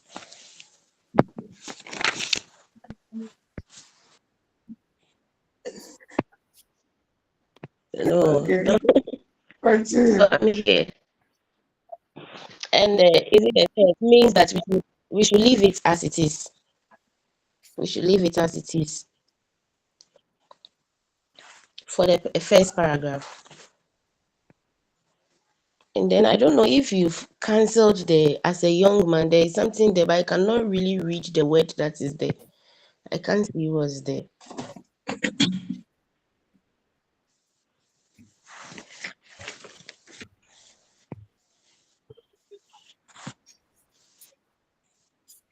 So that's it for the first paragraph. You see, I have resent it to your page. There's one that is very bright and the one that is a bit down. So I want to know whether it is still not clear or will you brighten if your brightness on your phone is low, would you want to brighten it better? I was I've done. looking for a pen. I didn't get a blue pen, so I used the green ink. Okay, so as a young man with exuberance, grand dreams, and high aspirations, I've consistently envisioned, prayed, fixed, and longed for a long life free from major hardships. So a saying start, and then the start is it start or state means that we should leave it as it is. So which one were you leaving as it is? Because when you read, you didn't even mention the word. So we are leaving the ones underlined With what? with the broken lines. Which is That word I can't see it. What is The it? word is filled. not clear. Okay. Filled. As a Is young man it? filled with exuberance, Oh, Okay. grand dreams, and high aspirations, I've consistently envisioned, prayed for, and longed for a life free from major hardships. And the person wrote filled, FILLED. Yeah. And the person cancelled it, saying, okay, filled is FILED, and realized that filled should actually have two L's. So the person came to underline with the broken line. Do you get it? With the Yes, please. first one, which is FILLED, because that is the correct word. So Sure. as we said, the stats is saying leave it as it is. And you are not just leaving anything, but you are leaving the crossed out word with a broken line beneath it. There are two crossed out words, but the one with the broken lines beneath it is what you will type. It is what you will leave it as it is. And that is the explanation. Good. You're on call. So the next person, Alice. Okay, There is madam. a new paragraph. So read the new paragraph and tell us. There are so many things on the new paragraph. So what we'll do is just read the first sentence of the new paragraph. And that first sentence of the new paragraph actually has two corrections. Oh, I shouldn't even tell you. You should Okay. tell me the number of corrections that are there and what is supposed to be done. So Okay. So, madam, with the second paragraph on your left margin, you can see run on. It means good. that we shouldn't start with a new paragraph. We should go and continue with the previous statement that ends with a hardship. Then Good. to your right margin, the sign there that you call it as, like normally as, is called insert space. That the word that is being underlined, you have to insert space there in the first line of the second paragraph statement. That says, I never anticipated that. But then please the word there, homo. I would. I I never would. anticipated that I would have to navigate challenging adversities. That would Adversity. set me Okay. back in life. Okay. So I never anticipated that the I and the wood, there should be a space in between them. So you separate the I and the wood with a space that is called insert space for the first line. So as I said, the round one says that if you go and continue with the last previous statement, you shouldn't introduce a new paragraph. Then when you read through the one that is being underlined, that I would, that is being put together, we have to insert space. Thank Very you. good. Okay. Continue the sentence. This person should do that. Asante Kofi. So the sentence that Alice said ended with life. In fact, I shouldn't be telling you this. You have to follow her while she talks. So she ended with life, and there's another sentence. Read that sentence and tell us what is supposed to be done. Everybody is going to read sentence by sentence. When you get exhausted, we'll start again from better. So the next person is what? Kofi Asante.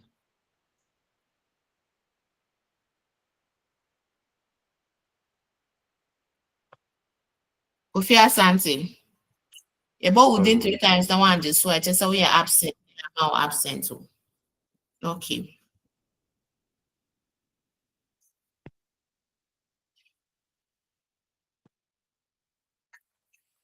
Mhm.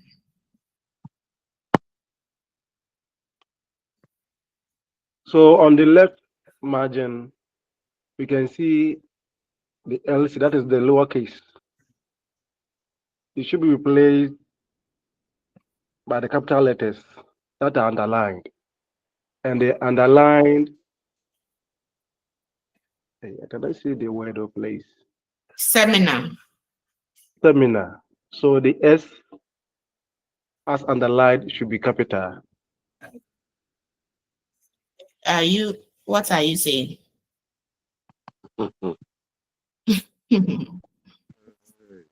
Come again. What did we say the manuscript science actually does? That is the lowercase. It should be replaced. We should replace the capital letters that are underlined. So the S that is underlined should be a small letter. That is the lowercase. Okay, that is Uh, right. Your yeah. first statement was contradicting yourself, so Okay. you have Okay. clarified Thank you. it. But you have Okay. to read Thank the you. sentence and tell us what is supposed to be done. That's right. When you finish reading the sentence, you realize that you don't have just one error to be corrected. There Okay. are more. There are more. So the sentence ends. There are more. There are about 3 or 4.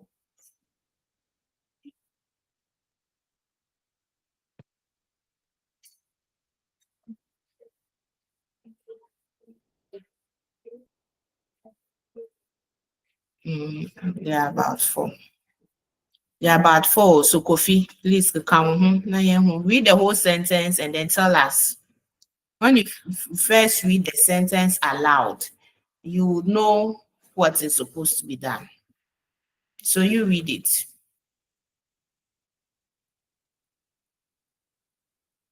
During the youth seminar, one of Hey,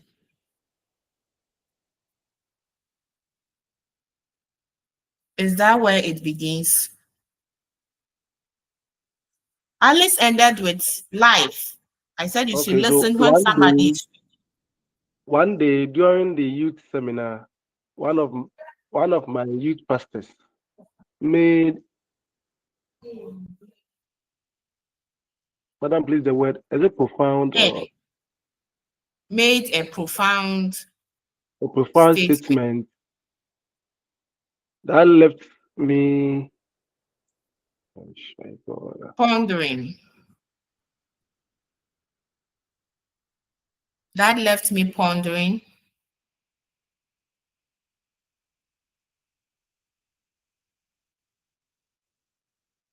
Hey, Kofi, Madam, That left me pondering and perturbed somewhat.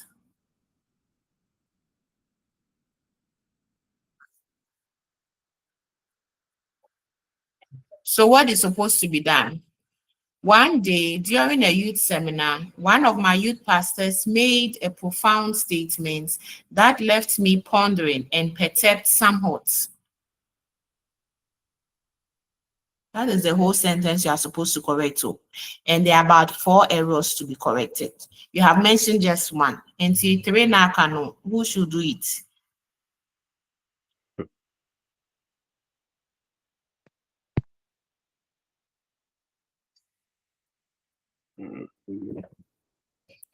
You can hire a lawyer.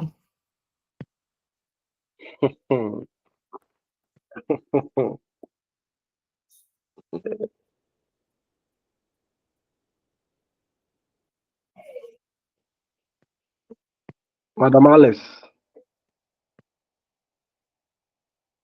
Yes. Okay, let me try. Please. So, madam, starting from the one day, I think you can see from the right LC. That is, you are going to replace some words in there that start with a capital letter with a small, with a lowercase. Then on your, Yes, Alice. Yes, Alice. yes, Yes, Alice. From the one day, yes. it's a new paragraph. Yes. Madam, how can we do Why it? lawyer? No, why lawyer? Until me started from one day, no. So from the one New day, no, paragraph. on your right is the new paragraph. Then on your left is the lowercase, which shows that some words in it start with a capital letter or uppercase letter. So you have to change it to become lowercase letter. That's what he says. So on the one day you start with a new paragraph, then we start with a capital letter. The one day start with small. So you come and start it with a capital O. Then throughout the sentence, during a youth seminar, the seminar starts with capital S. So you change it to become small s. One of my youth pastors made a profound statement. The TRS there on your left says transpose. That is the sentence there. We are going to reverse the order of the letters of the words. So you look through it. That says that left me pondering and parts. Madam, please the word there. Perturbed somewhat.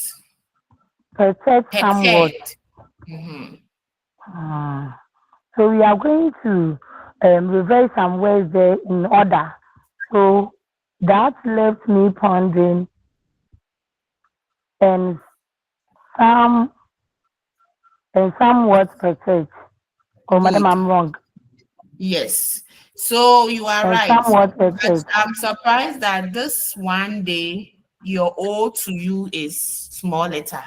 It's a capital O. Is it not bigger than the normal N?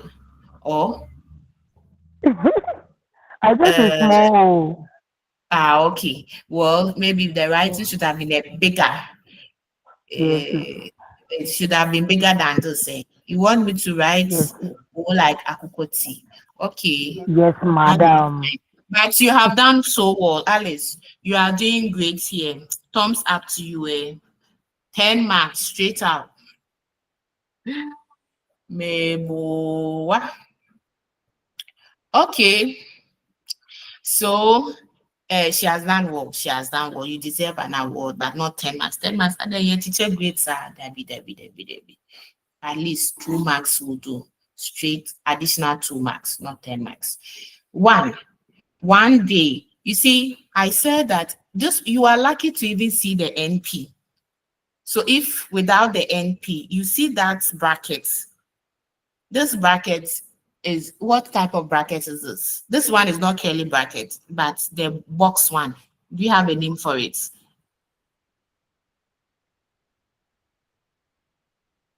Do you have a name for the box bracket? All that we know is the ordinary bracket and the curly bracket. Into sub brackets way. When you see that alone in between a sentence, look at where the sentence is started from. That sign is called the new paragraph. Begin with a new paragraph.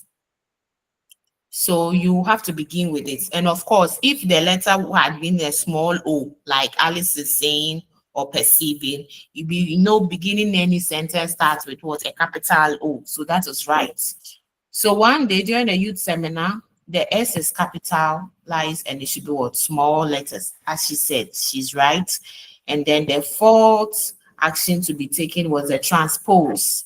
That is reversing the order of perturbed somewhat to be what? Somewhat perturbed. She was somewhat perturbed. You don't say she was perturbed somewhat. She was somewhat perturbed. So next person, continue the sentence. Augustina, yours is even a simple sentence. What the name Jim cry? Augustina, tell us. Okay. Life is not a. So, madam, at the left side of the margin, there is a straight over there. So you insert it. Straightforward. Yes, straightforward. Straightforward.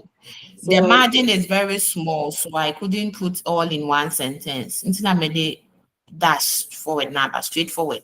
But straightforward is one word, okay? yes. So when you are typing, don't write straight, colon, and forward.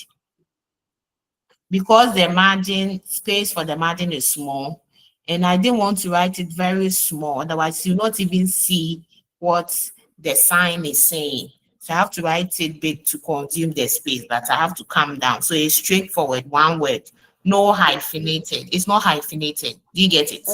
Okay. So read it. Read it by inserting it. Madam, please said. Read it by inserting the portion shown. Okay. So you insert the word at the left margin between the air and road with that slash, that stroke. So it will be life is not a straightforward road. Good. Next person. Beatrice. Madam, sometimes life won't always go as planned. So the lowercase s will change to uppercase s. Very good. Then we have Godwin. What should be there after that sentence?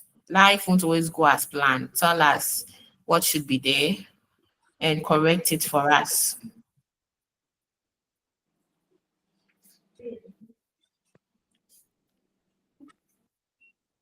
Godwin.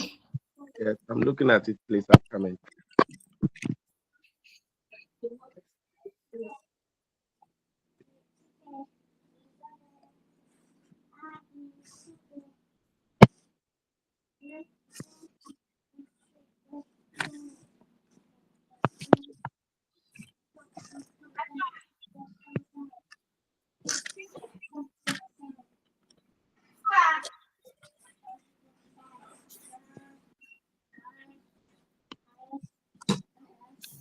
I'm not getting my distance.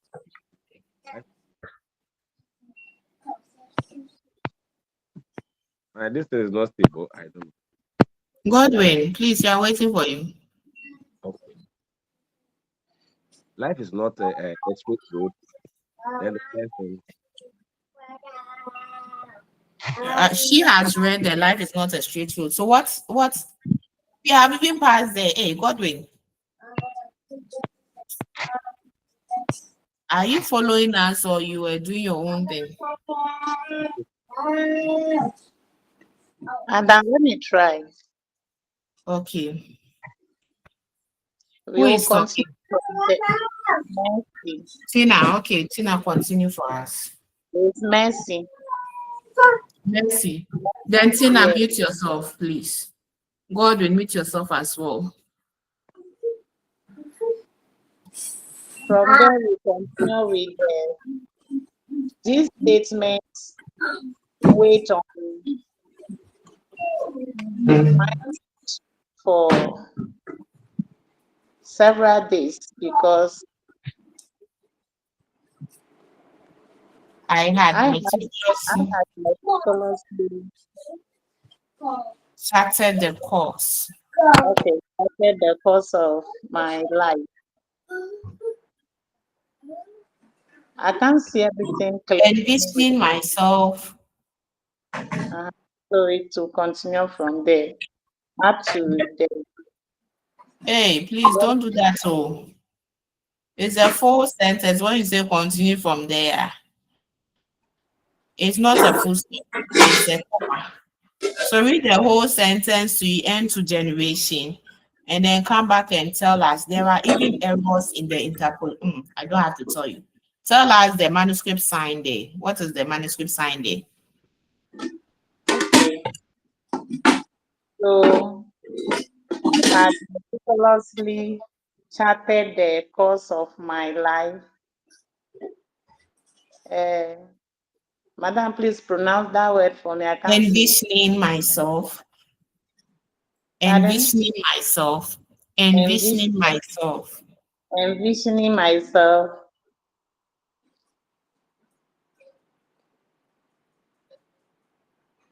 Completing university. Completing university at 2025. Hey, no, so we need 2025 years, Anna. Sorry. Completing university at 25.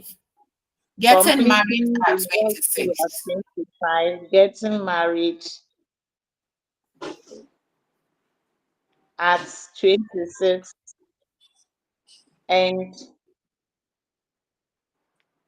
leaving a significant impact on my generation.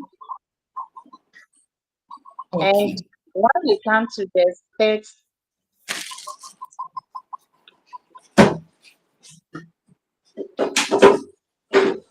I've forgotten the steps. It's only the give a space or leave a space that I can remember. Insert space.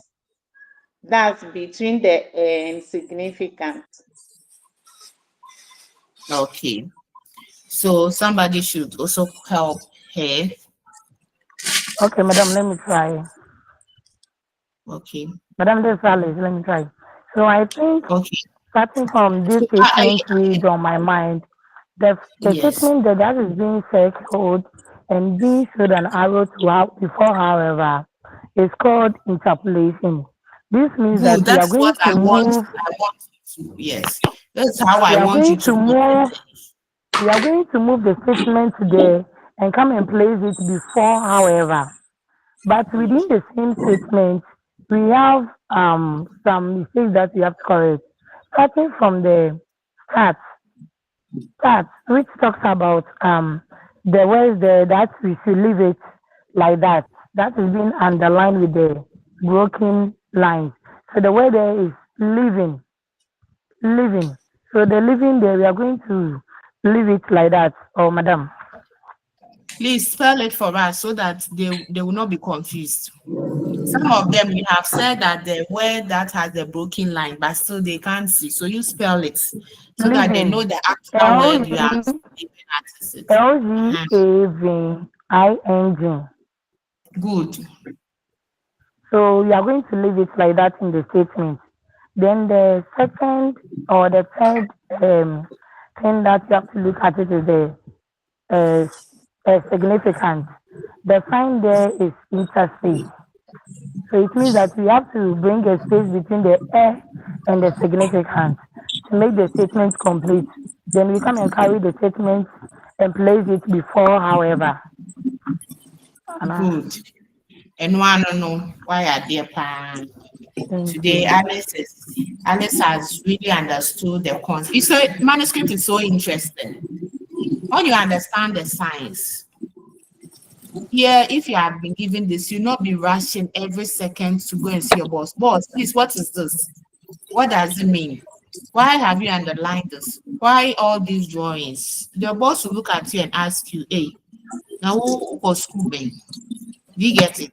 The boss is expected that you should have studied this so that every handwritten draft. Even this one, I didn't bring the abbreviations. I should have I was looking for a very good document, like a business document type, where you normally see these abbreviations, like for your necessary action, take action, or as soon as possible, that kind, ASAP, all of those things. I didn't get that kind of document. So I just took a normal document and then tried to edit it, bringing these manuscripts. And when you realize that you have a document with including the abbreviations, you realize that you have a lot of work to do and you have to take your time. Do you get it? These are just the symbols. The grammatical expressions are even correct.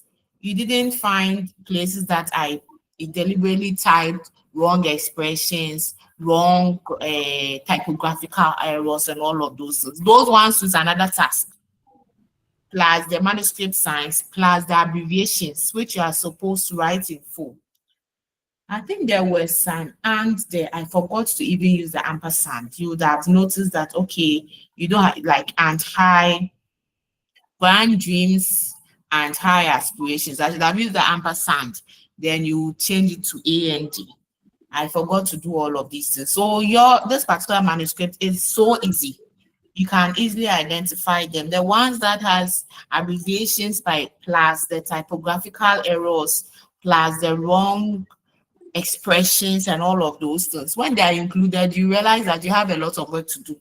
When we talk about manuscript, you have to take your time, read them, and then edit it. That is why you should know how you should understand these things. And then you revise it to suit it. You revise, you edit it, and you proofread. Okay. Very good. So the next statement, where does it start from? Where did we get to? Samilia.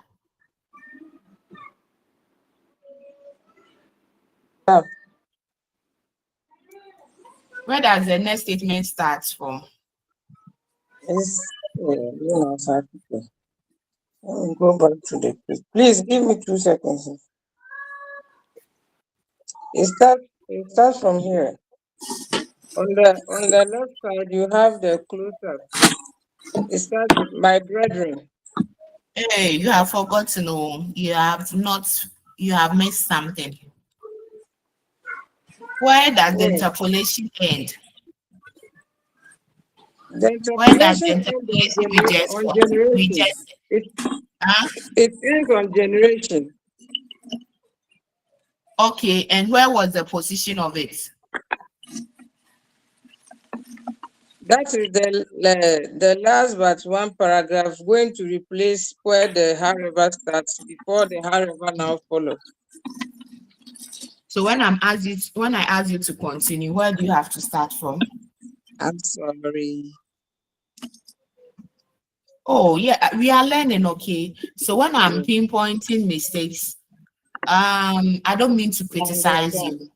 I'm just guiding you because I know there will definitely be an oversight. Of course, it was an oversight because, of course, generation from generation, you can start with my brethren. Forgetting that it was an interpolation that was positioned somewhere. So the next one will start from however. Okay, so read that for us. Okay, so however, borrowing words from Job. What I greatly feared has come upon me. Okay. There is no error to be corrected. The only thing is you just have to know where that statement should actually be. Okay. Because of the interpolation, you realize that after the interpolation, you don't have to skip it and then continue with things after the interpolation, but to where it ends, where it was positioned. Okay. So last person, then course rep, you have to come back. Then Bring us a summary. let me finish it. But when we have the act, we put the words together. Brethren Okay. is not Okay. supposed Yeah. to be separated. Okay. All right. Good. So read it for us. My brethren. Oh, I can see you. Count it My all brethren, joy. count it all joy when you fall into diverse temptations. That is the James 1 verse James 2. chapter 1, verse 2. Yeah. Okay. So I leave you with this quotation. My brethren, count it all joy when you fall into diverse temptations. Madam, Uh-huh. Madam, please, the sample questions, we want more. I've given you one there. You want more? Hey. Yes. Uh, yes. How can I give you more? What if That Madam goes back to like pick up like all the past questions? That you means give us a lot of different types of objectives so that we can go through them.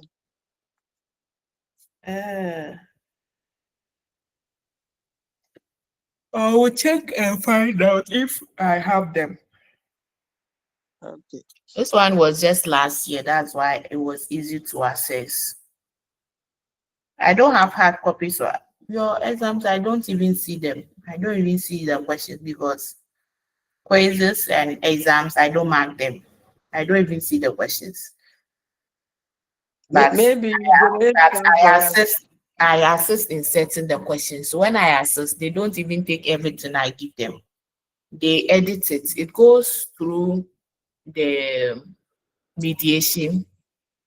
The mediators who mediate it. When it's too easy, you have to mediate to make it more difficult. When it's too difficult, you have to make it flexible, small. So it doesn't mean that everything I set is what they bring. So I don't even see. All that I do is to come and teach and go. But this was, you realize that there is nothing on top of it.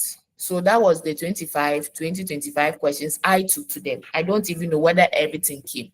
Some will be taken out, some will be taken, some will be maintained. Do you get it? So I really don't have a past question asking this was the questions that came in the subsequent years. The only thing I can do is to probably go back to my system and look out for some of the questions I had sent to the board for the previous years, but they were not the exact things, everything coming. Some of course, some of them will be taken out, some will be maintained. And that is how best I can help. Do you get it? So if you really want the past questions, the actual questions that came, unless you contact those predecessors, they would have it. But me, I don't have any the formal past question, the questions itself that they answered. I don't have them. What I have is what I said and I sent it to them. Then they would moderate it and then bring out the final product, final questions to be given to you. And for that one, I don't even have it. I don't mark, I don't do anything again. I just send them the side of what I have taught you. I tell them these are the courses I have taught them. And then I give them samples of the questions. Then they moderate it for you.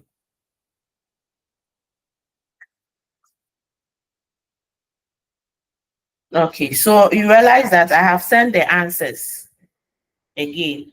And I'm a question, I'm saying for repeating it. Oh, when I wrote the assignment, the manuscript, I had written the final draft so that that will be the amended manuscript. So if after we have still talked about how we are going to answer this manuscript, you still didn't get it. If you still didn't get it, the answers are here. Let me send it. And instead of sending the answers, I repeated the question. Sorry.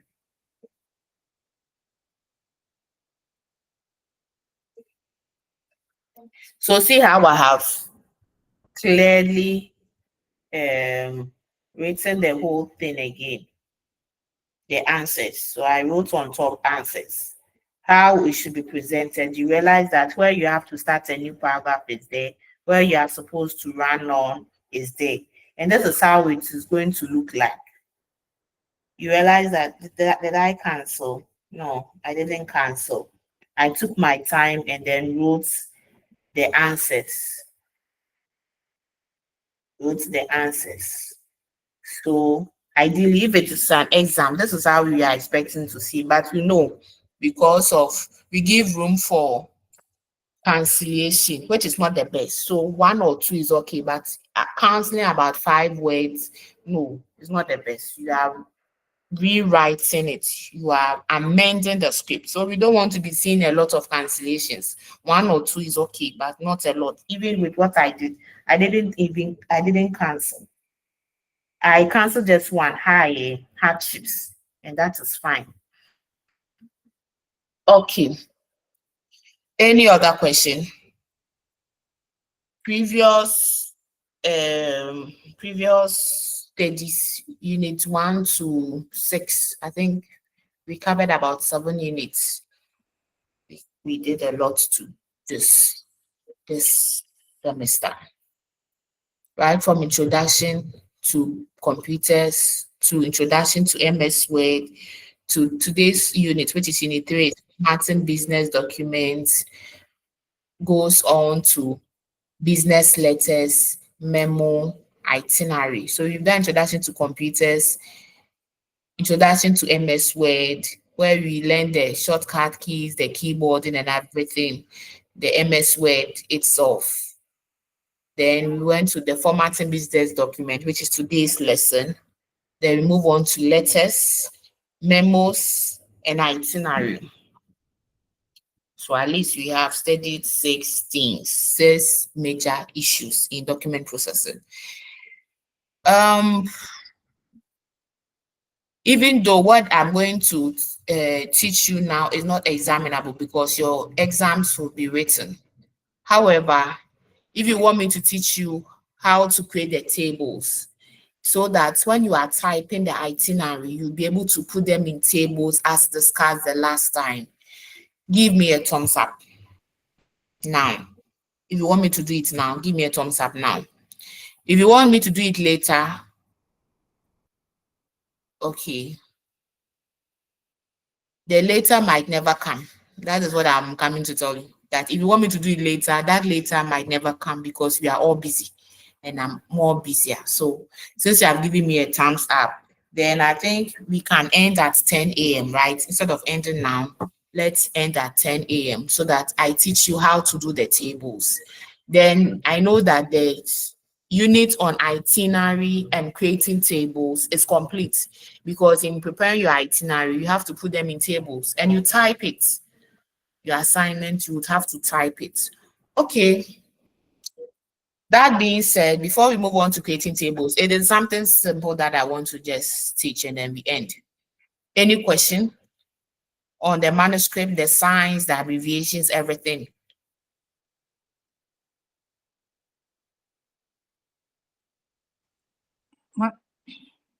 Please, madam, can I come in? Yes. I don't know whether maybe somewhere along the line you've explained the exam, the format.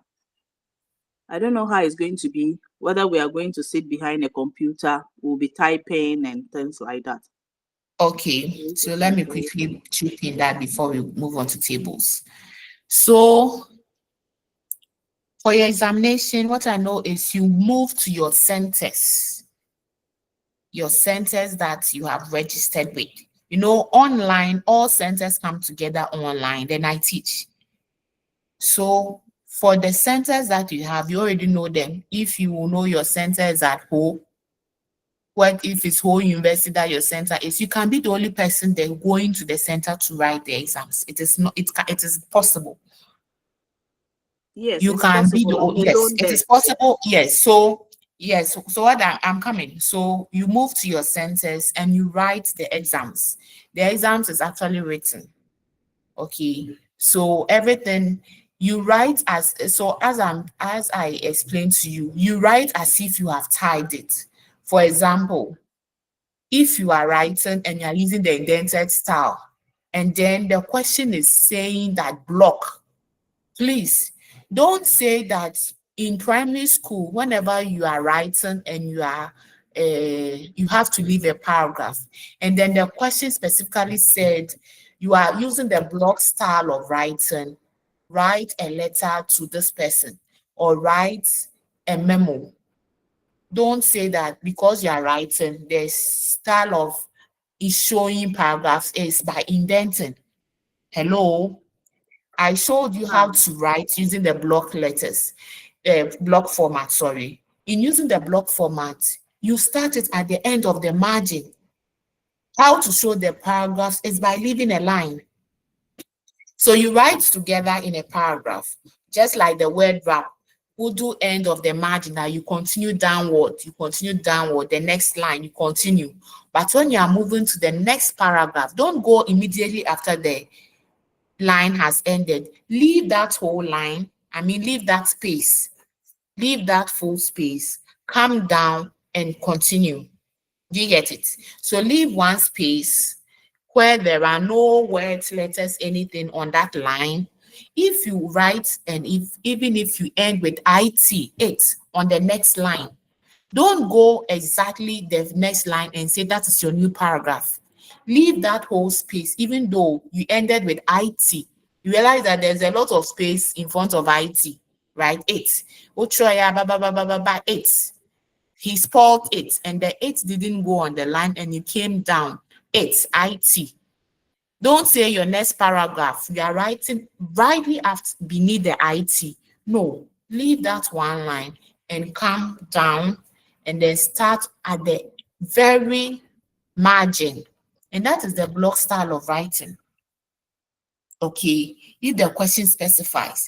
If the question doesn't specify and you feel like writing block in block format is stressful on your part, if the question doesn't specify, you can go ahead and use the indented style of writing. And as for the indented style of writing, you continue beneath it. The only thing is that the paragraphs are what indented, right? You continue beneath it, just that the paragraphs are indented. And that is the traditional way of writing. But read instructions. If they specifically say block style, that is what I've showed you. So your writing should be like your typing, because when you are typing, how to show the block style paragraphs, you enter it twice, because when you enter when you enter it once and then you have put your settings on, don't leave space after margins. When you press the enter key, it gives you that space of the paragraph spacing. But if you don't do that settings, then you realize that in some of your works, the space is just the same as the usual text. So you have to enter twice to show that you have actually left a paragraph. And that is what we want to see. We want to see space between each of the paragraphs, one full line space to show that you have actually left a paragraph. That is the block style of writing. So the whole issue has to do with your examination questions. Previously, it used to be more like an essay form. So strictly the questions would be maybe write a letter, write a memo, or it would be more like a case study form, where the case study is like the itinerary. You see after your slide, the question for itinerary was more like a case study. Jefferson was going to a tour, to 5-day tour. He went to museum, he went to Kwame Nkrumah Museum, he went here, that one is so simple and easy. That style of question, I don't wish to set again, because it gives you clues to quickly, not to think, but to quickly put all of them together and then prepare a good itinerary. But full itinerary question, 20 marks, and it's a 5-day. So every day we should see your creativity. every day. You should be very creative to put things that are likely to happen every day.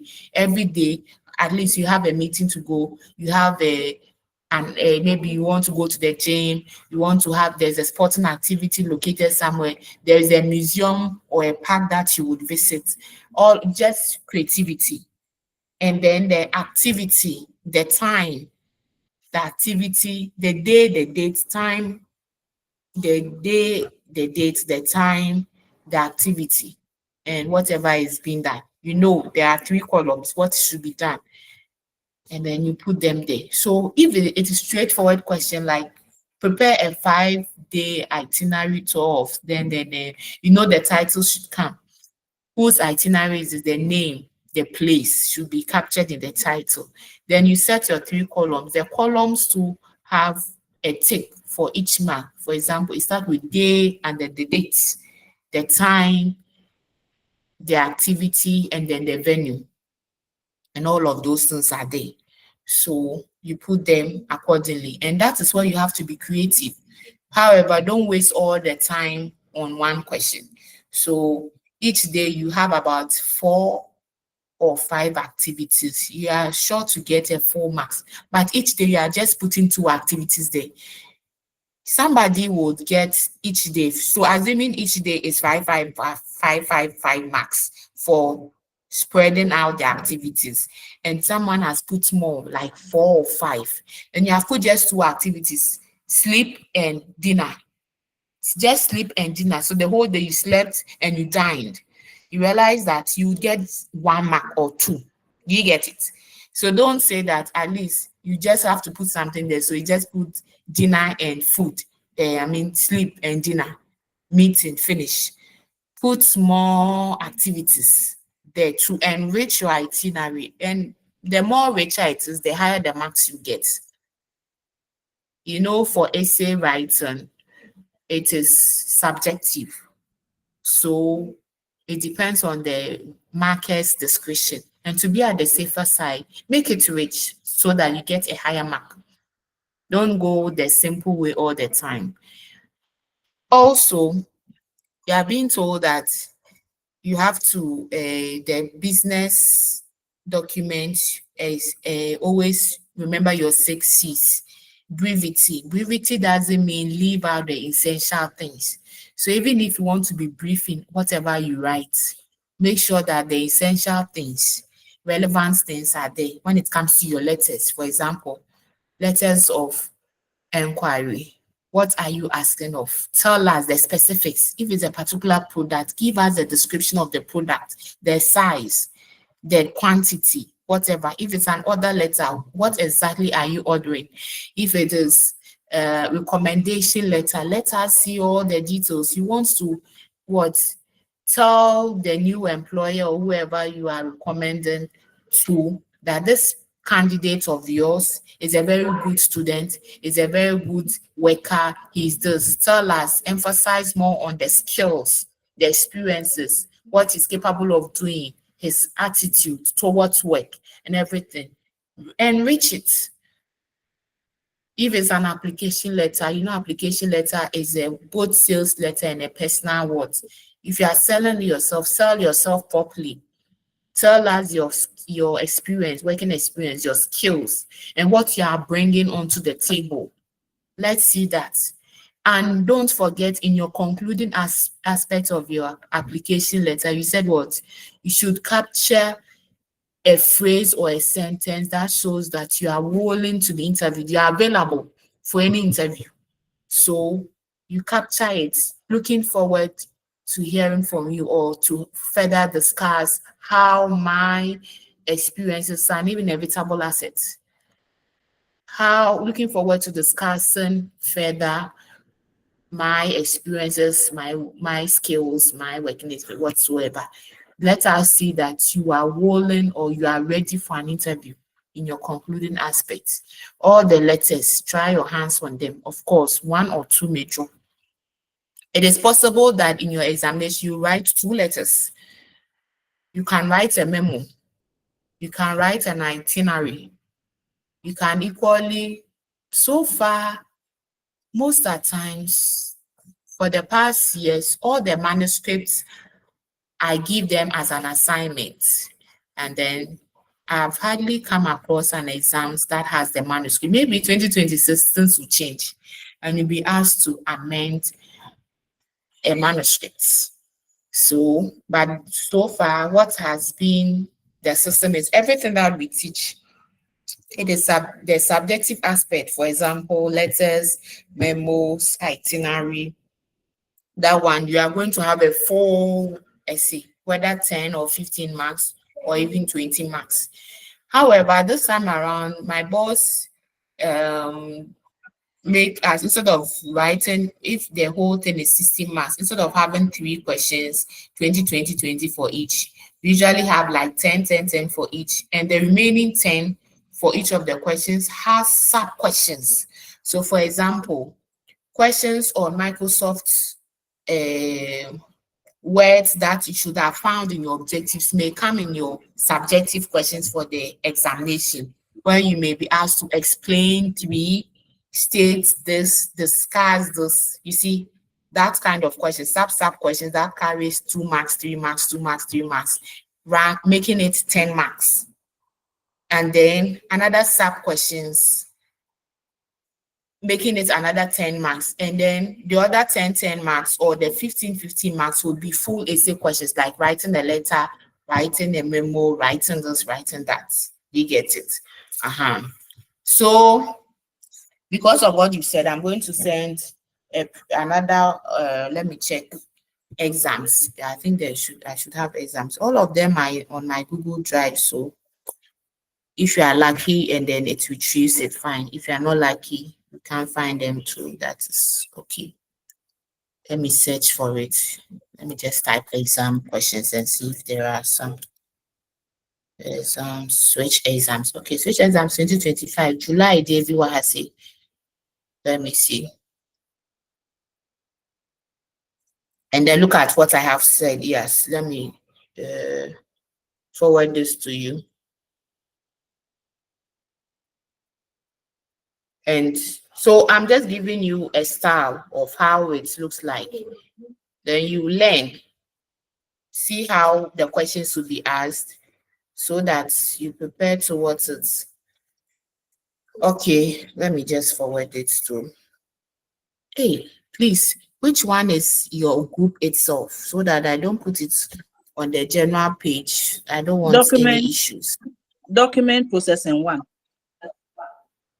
Switch 3.1.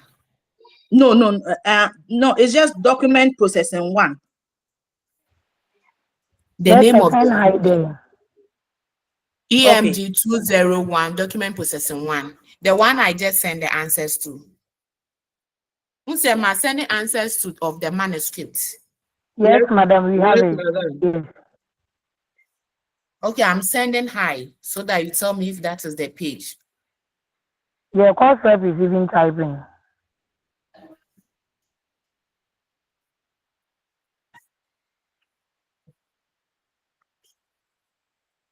Ideally, you have to go and search for your own past questions. I'm not the one to give you past questions.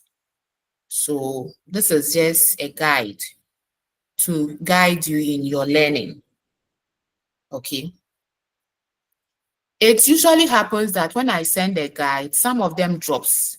Then it raises questions as if I had, and I've told you, yeah, I just said some of the questions. My boss says some, I forward it and then moderate it. So if it happens that some of them drop, then it's just by coincidence. Probably they picked the things that I have discussed with you and then they brought it. It doesn't mean that I will never ever in my life set questions and come and put it on your platform to work on it. No. I just set samples that will serve as a guide for you to help you in your studies, help you to know how to answer the questions. So if it comes that a similar one appears, nobody should take me on.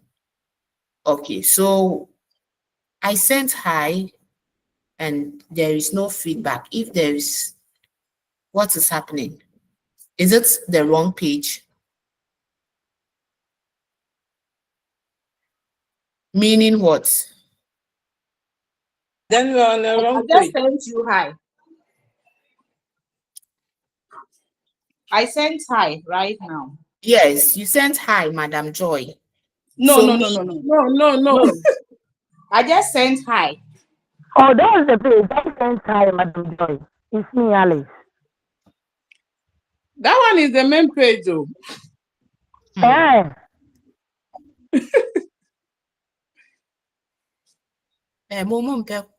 Please, I have sent hi. Okay. And that page is written document processing 1. That's all. Yes, Better. madam. Better, you are the one talking. Yes, madam. I mean, Better, you are the one who sent the hi. I just sent hi. Document processing 1, switch 3.1. That is the page I should put on. No. This is just document processing 1. That's all. Madam. Ah. Please, madam, let me send you a sentence. Let me write it in a sentence form. Where you want me to post it? Just Madam, the Just one write with post the it here. 3.1. The one where, The one okay, with the- hello. Where you want me to post it? Just write post it. Just write post it. Then I know where I am going to post whatever information I want to give you as a guide.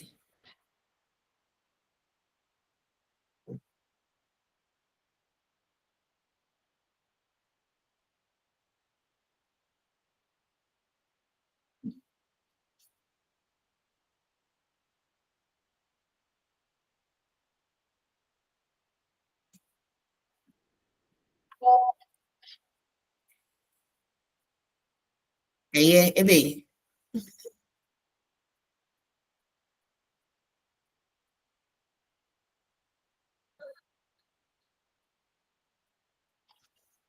So look at this one. And then if you have any questions.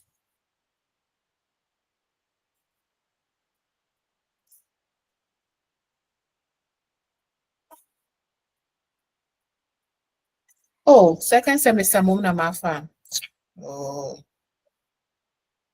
I didn't even check the way. Where is second semester? Oh, sorry. Hello, madam. A second semester. Wait, hold on. Let me check the.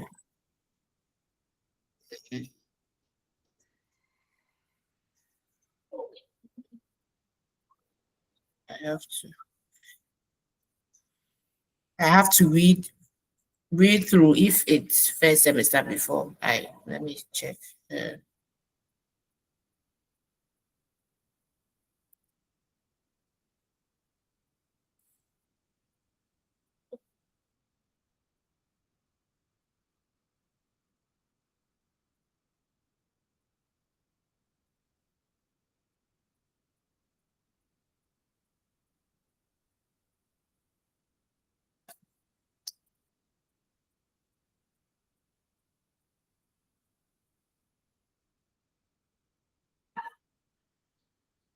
So your exams questions would also have subjective questions as well as 20 subjective questions, and that is 20 marks and 40 marks for what? Section B. Do you get it? So 20 objectives, then 40 for section B. And the 40 for section B, okay, well, the mention way. Say, okay, I think this one would be good. I think this one is the document 1. I didn't indicate document 1 or 2. That is why I sent document 2 to you. So let me just switch exams. That is last year, no, current. So you can look at it. Similar ones will surely come. So just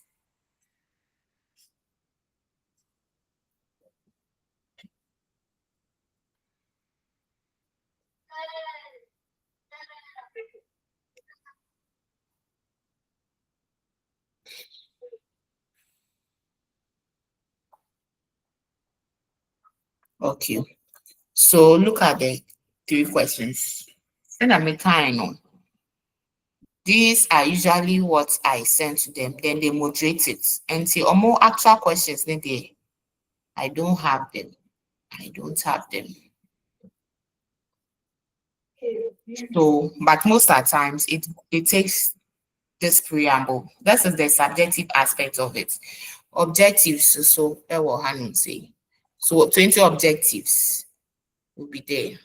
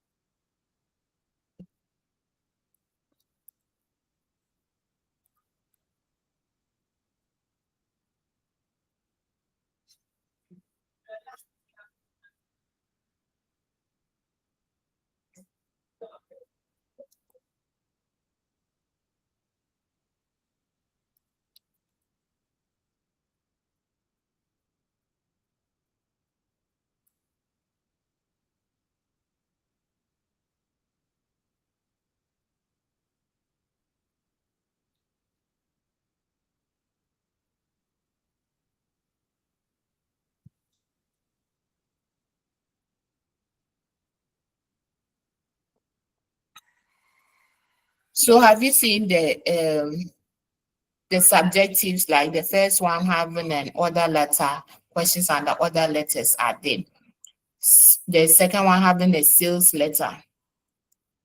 And then there's another, you see, it gives you something that should be seen, the sales letter is there.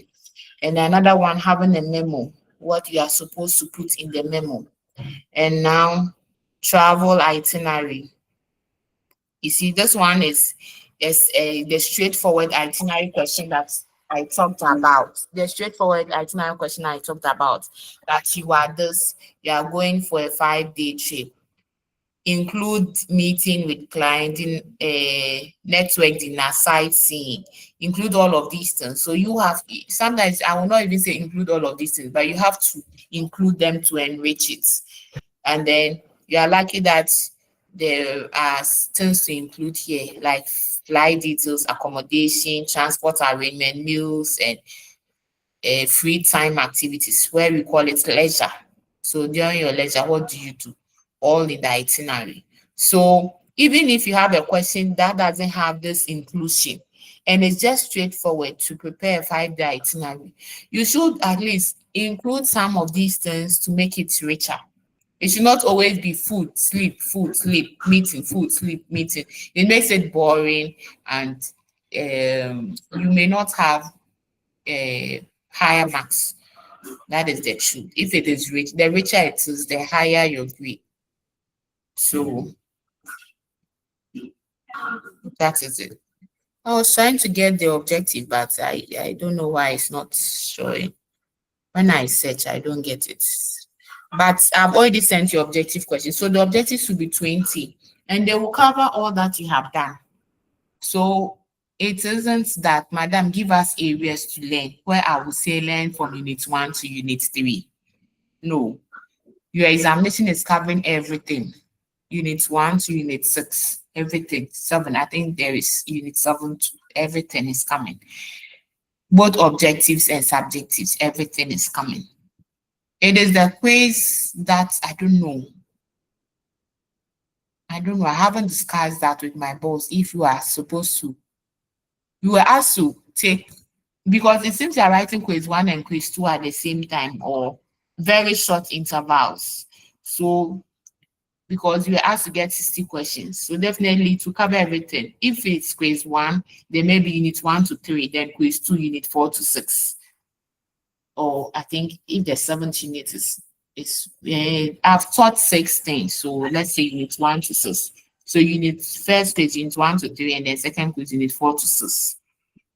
That is how it ideally it goes. But since you are supposed to get them 60 questions, that means they will just take 30 for the first unit, 30 for the quiz 2, of which I don't know if they are going to mix them up or they are just going to take the first 3 and the next 3.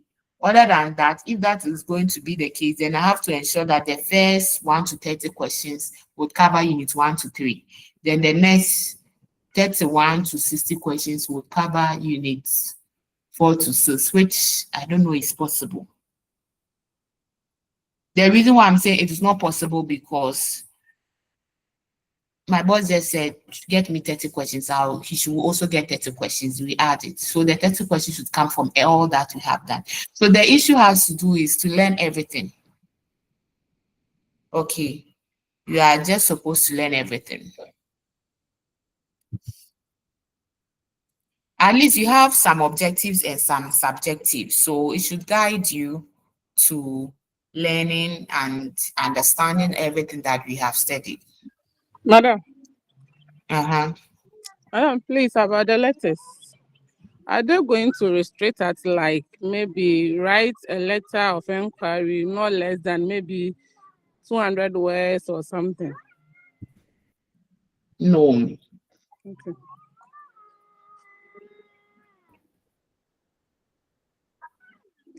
I haven't said that type of question before. Okay. All the letters here didn't have that kind of. That one, we leave it for the English people. Those people are interested in words. Document processing, we are interested in content and the formatting style. The content and the formatting. Even though we also try to mark like the English people, like content, organization, mechanical accuracy, and expression. Here, our organization is more like the formatting style you have used, the formatting technique. There had been some form of consistency in the way you have presented it. There's a flow, a logical flow of putting ideas together. Things that are supposed to be in the first paragraph are not in the last paragraph. And your work is not clumsy. Everything goes into the organization. Then content. Content, you see, like the other letter, for example, you are required to specify the items, quantity and price, that is I, the delivery date and location, I, the payment terms and any other important details. So when I pick your work that I'm marking, I don't mark sweet, but sandwich I do. So I know what goes into it. So, for example, of course, sandwich, since it's the same course, is a similar thing that you are doing. When I pick to mark content, I look at the required. So the required, if I realize that that question of stating the items, quantity and price is there, you get your full marks. The delivery date and location, you have indicated it in the letter, it is there. The payment terms and any other important details, it is there. So even if the content is 5 marks, I'm not like the English people that they will say that you cannot get all the 5 marks. As far as the content is looking at what is required in the letter, because it has specified in the question that you have to state this, I'll give you all the 5 marks. However, when it comes to expressions, that one is subjective. I can't give you your full marks. I have to, you know how it is marked, expressions. Sometimes, of course, you definitely have people having bad expressions, grammatical errors, and all of those things. So that is where you not get your full marks there, expression. So you have content, organization. Even organization, if you are very well organized, you can get all the full, say 5 marks or for the 4 marks, you can get it. So unlike English, you can't get even 18/20. But I've been marking some of these essays. I give the person 18 and my boss will be like, hey, you have touched them mark power. And I said, no, you can read it again and see if they don't deserve it. So for example, organization, look at the structure, the style of writing. You are writing block. You have not indented the paragraphs. Everything is on point. The address is there. If you are using letterhead, the person has clearly showed that it is a letterhead. The paragraphs are well spaced. The salutation, the subscription, the complimentary clause, they are at the right position. If the person is supposed to enclose something, if the person should draw the attention of somebody for the attention line is there. The person has indicated a reference number. Come on, what else is supposed to be taken out? The person has put everything there on point. Why would I take a mark from it and say that English, we don't give all them? I will give it to you. So organization, everything on point. I will not say that, no, you will be getting higher mark. I'll give it to them. And then my boss was like, oh yes, this person is a very good student, because even though the person is getting 18/20, and I think the mark is too high for the person, at least the person should be getting 16. I said, she read it. They said, oh, then she deserves the 18 marks. I gave you, I said, she deserves it. And that is me. When you deserve it, I will give it to you. When you don't deserve it, I will not favor you. So just work hard and then get the marks you deserve. Madam, If you again, are, yes, so you madam, give please, so the question. with the block style, let's say we are not typing on the machine, we are just writing it. When we are about to leave a space for the paragraph, are we going to leave just a line? You see, we are writing in our answer booklet. So with the double space for it to be a paragraph for the block style, are we going to leave just a single line or 2 lines? If you are asked, I don't think the question will ask you to write in double space. I have like not said, a but block I'm style. just sorry. A block style, I already told you that letters are single line space. So you just leave the line that I'm saying you should leave. It looks like you don't understand. When you have the trouble via mouse here.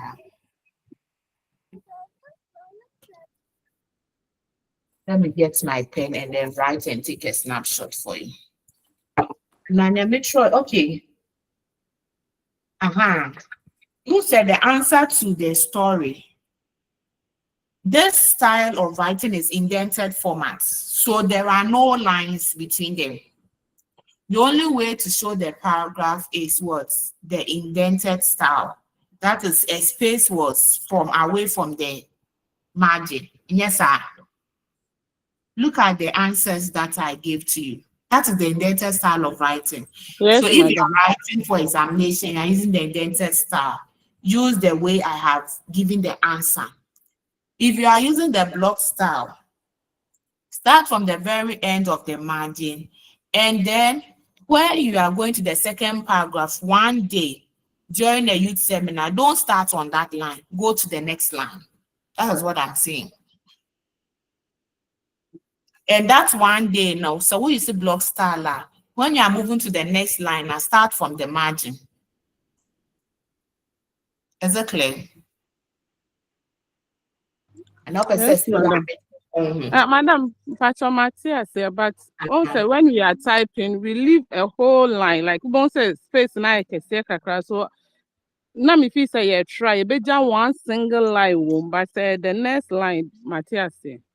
No, and yet just the next line. Oh, you leave that whole line. Okay. You are not going to the next line. Oh, hello. I'm saying the indented formats. A paragraph was beginning the next line.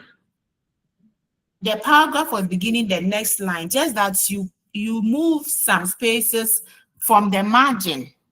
Madam, that one I've understood. The I know you're indented, yes, but madam. The blog, no, that whole line I will show one day, no. One show be so go to the other one. Go to the next line. It's clear. Just leave a line. Don't leave 2 lines. If we are yet to tell students to write in double line spacing, and if the question is put there, a letter, you don't need for them to tell you to write in single line spacing. Every letter, every memo should be what? Single line spacing. It is only when it comes to project work, thesis, dissertation, book, or any other type of document that may require, you'll be required to use double line spacing. Thesis, project work, you use double line spacing. But for a normal or usual business document like letters, all letters are single line spaced. Memos, single line spaced. Even itinerary, it should be single line spaced. Who itinerary a double line space because it's also a form of business document. But about the project where dissertation is double line spacing. So your examination is not even on project work or your thesis or anything for now. So everything is single line spaced. Okay. Any other question?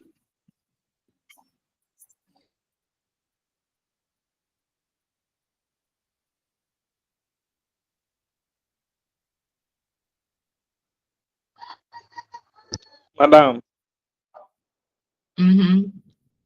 please, I would like to know if you are going to give us a sample question on itinerary. Yeah, I gave you question. On your slide, you have a question there. Okay, madam. And there is another one in the exams. Check the one I sent on the page. There's an itinerary question there. There's an itinerary questions there. So this is just a guide. It's going to guide you.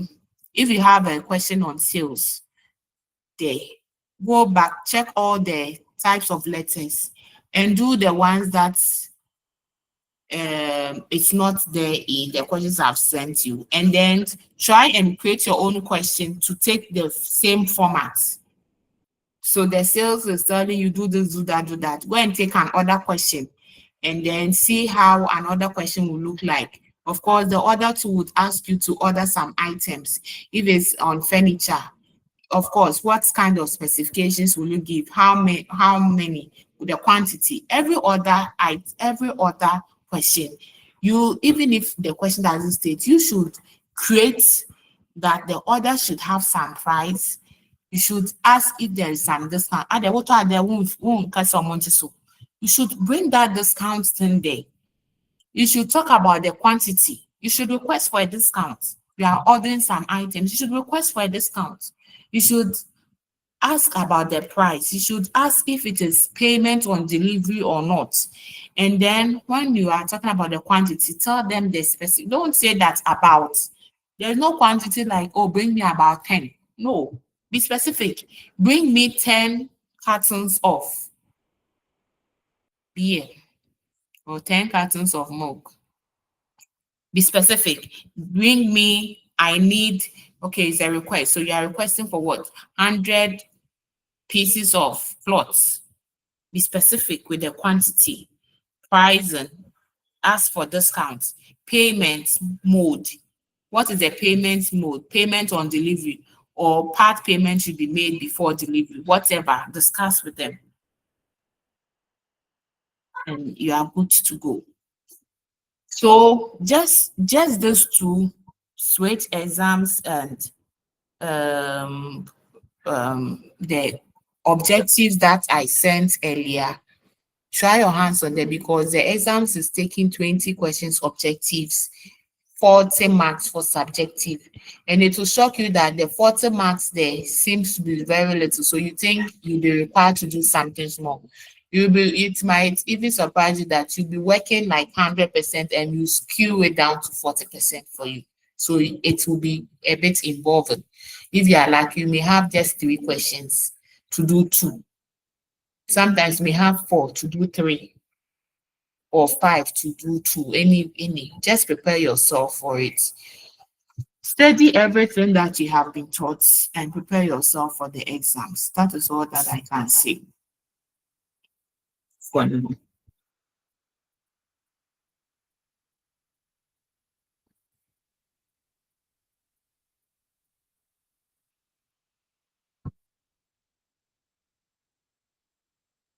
So, and one on one.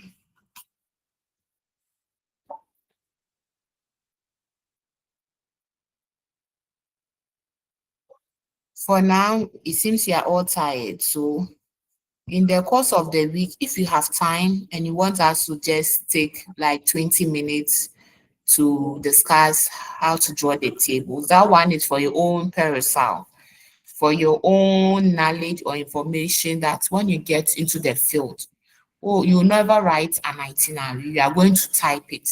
And in typing, how do you create the tables and put them there? Because they are not tables that the grid line should be shown.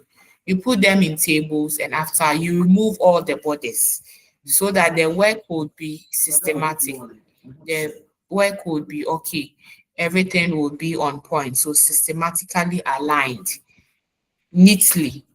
The itinerary should be aligned neatly. So how do we do how do you go about it? It is by creating tables, working with the tables. When you are done with everything, then you remove borders so that everything will be online, aligned to it. We can do that in the course of the week, but Mondays and Tuesdays will be out. From Wednesday going, maybe one of the evenings, we can schedule the time and then I just treat this thing for your own perusal. But for examinable questions on point, right? For introduction to computers through micro introduction to MS Word, keyboarding, shortcuts, and all of those things. Formatting business, where you learn the manuscript science, which will definitely come in objectives. If it comes in your subjective, maybe be asked to explain one or two of the signs. Then, which is what we did today. Then to all the letters, we discuss inquiry letters, we discuss sales letter, we discuss other letters, complaint letters, recommendation letters, and two extra, which I've forgotten. Then we came to memo, discuss how to write a memo. We said memos are not types of letters. They are actually types of what? It is a business document. A business document that is written, a way of communicating internally in the organization. So no complimentary clause, no address on a memo. However, you start typing by saying memorandum. Memorandum is your first thing to type before you start with the identification aspects to, from, reference, dates, and it goes on and on. Then the message part, where you go straight to the point. No beating about the bush. Let's go straight to the point and convey your message. However, that message can also be in three parts: introduction, body, conclusion. And you don't end with a complimentary clause, but you end with what? Your initials. That is all. Don't put things, fit them at the places that you are not supposed to put them. Then we moved on to the itinerary, where we discussed the travel itinerary. There should be 3 columns, starting from name, date, and we have discussed that. Bringing in the activities. Every itinerary should at least start from what? The date of departure before the date of arrival. You don't just get up and say you are going for a meeting. When did the travel begin? It started from a departure time, then the arrival time. And every itinerary should end with what? An arrival again. Because when you depart from Cape Coast and go to Accra, you didn't stay there all your life. You came back. So when you are coming back you depart again from Accra and come back to Cape Coast.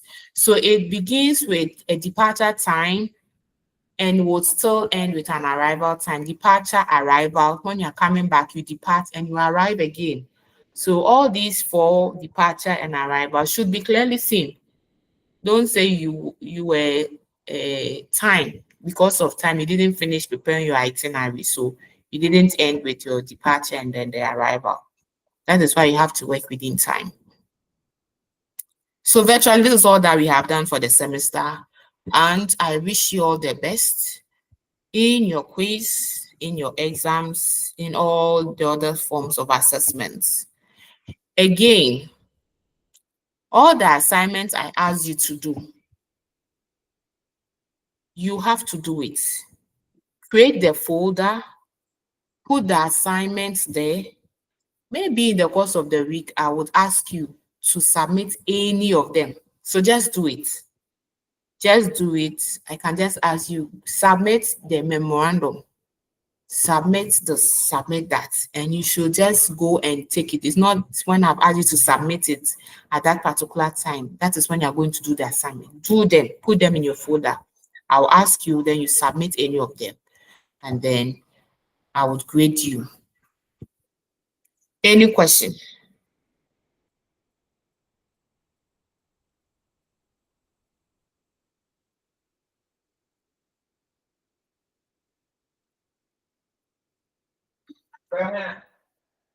Yeah, today I wanted to end at 10 and we have done a thorough discussion. Now it's 10:30. So if there are no questions, then we say bye-bye to this course. If there are further questions that you want us to address, you can DM me. If it is a general issue I have to address on the page, you can put it on the page for me to address it. It's a general concern. Okay. Enjoy your day. Bye-bye. All right, thank you. Bye.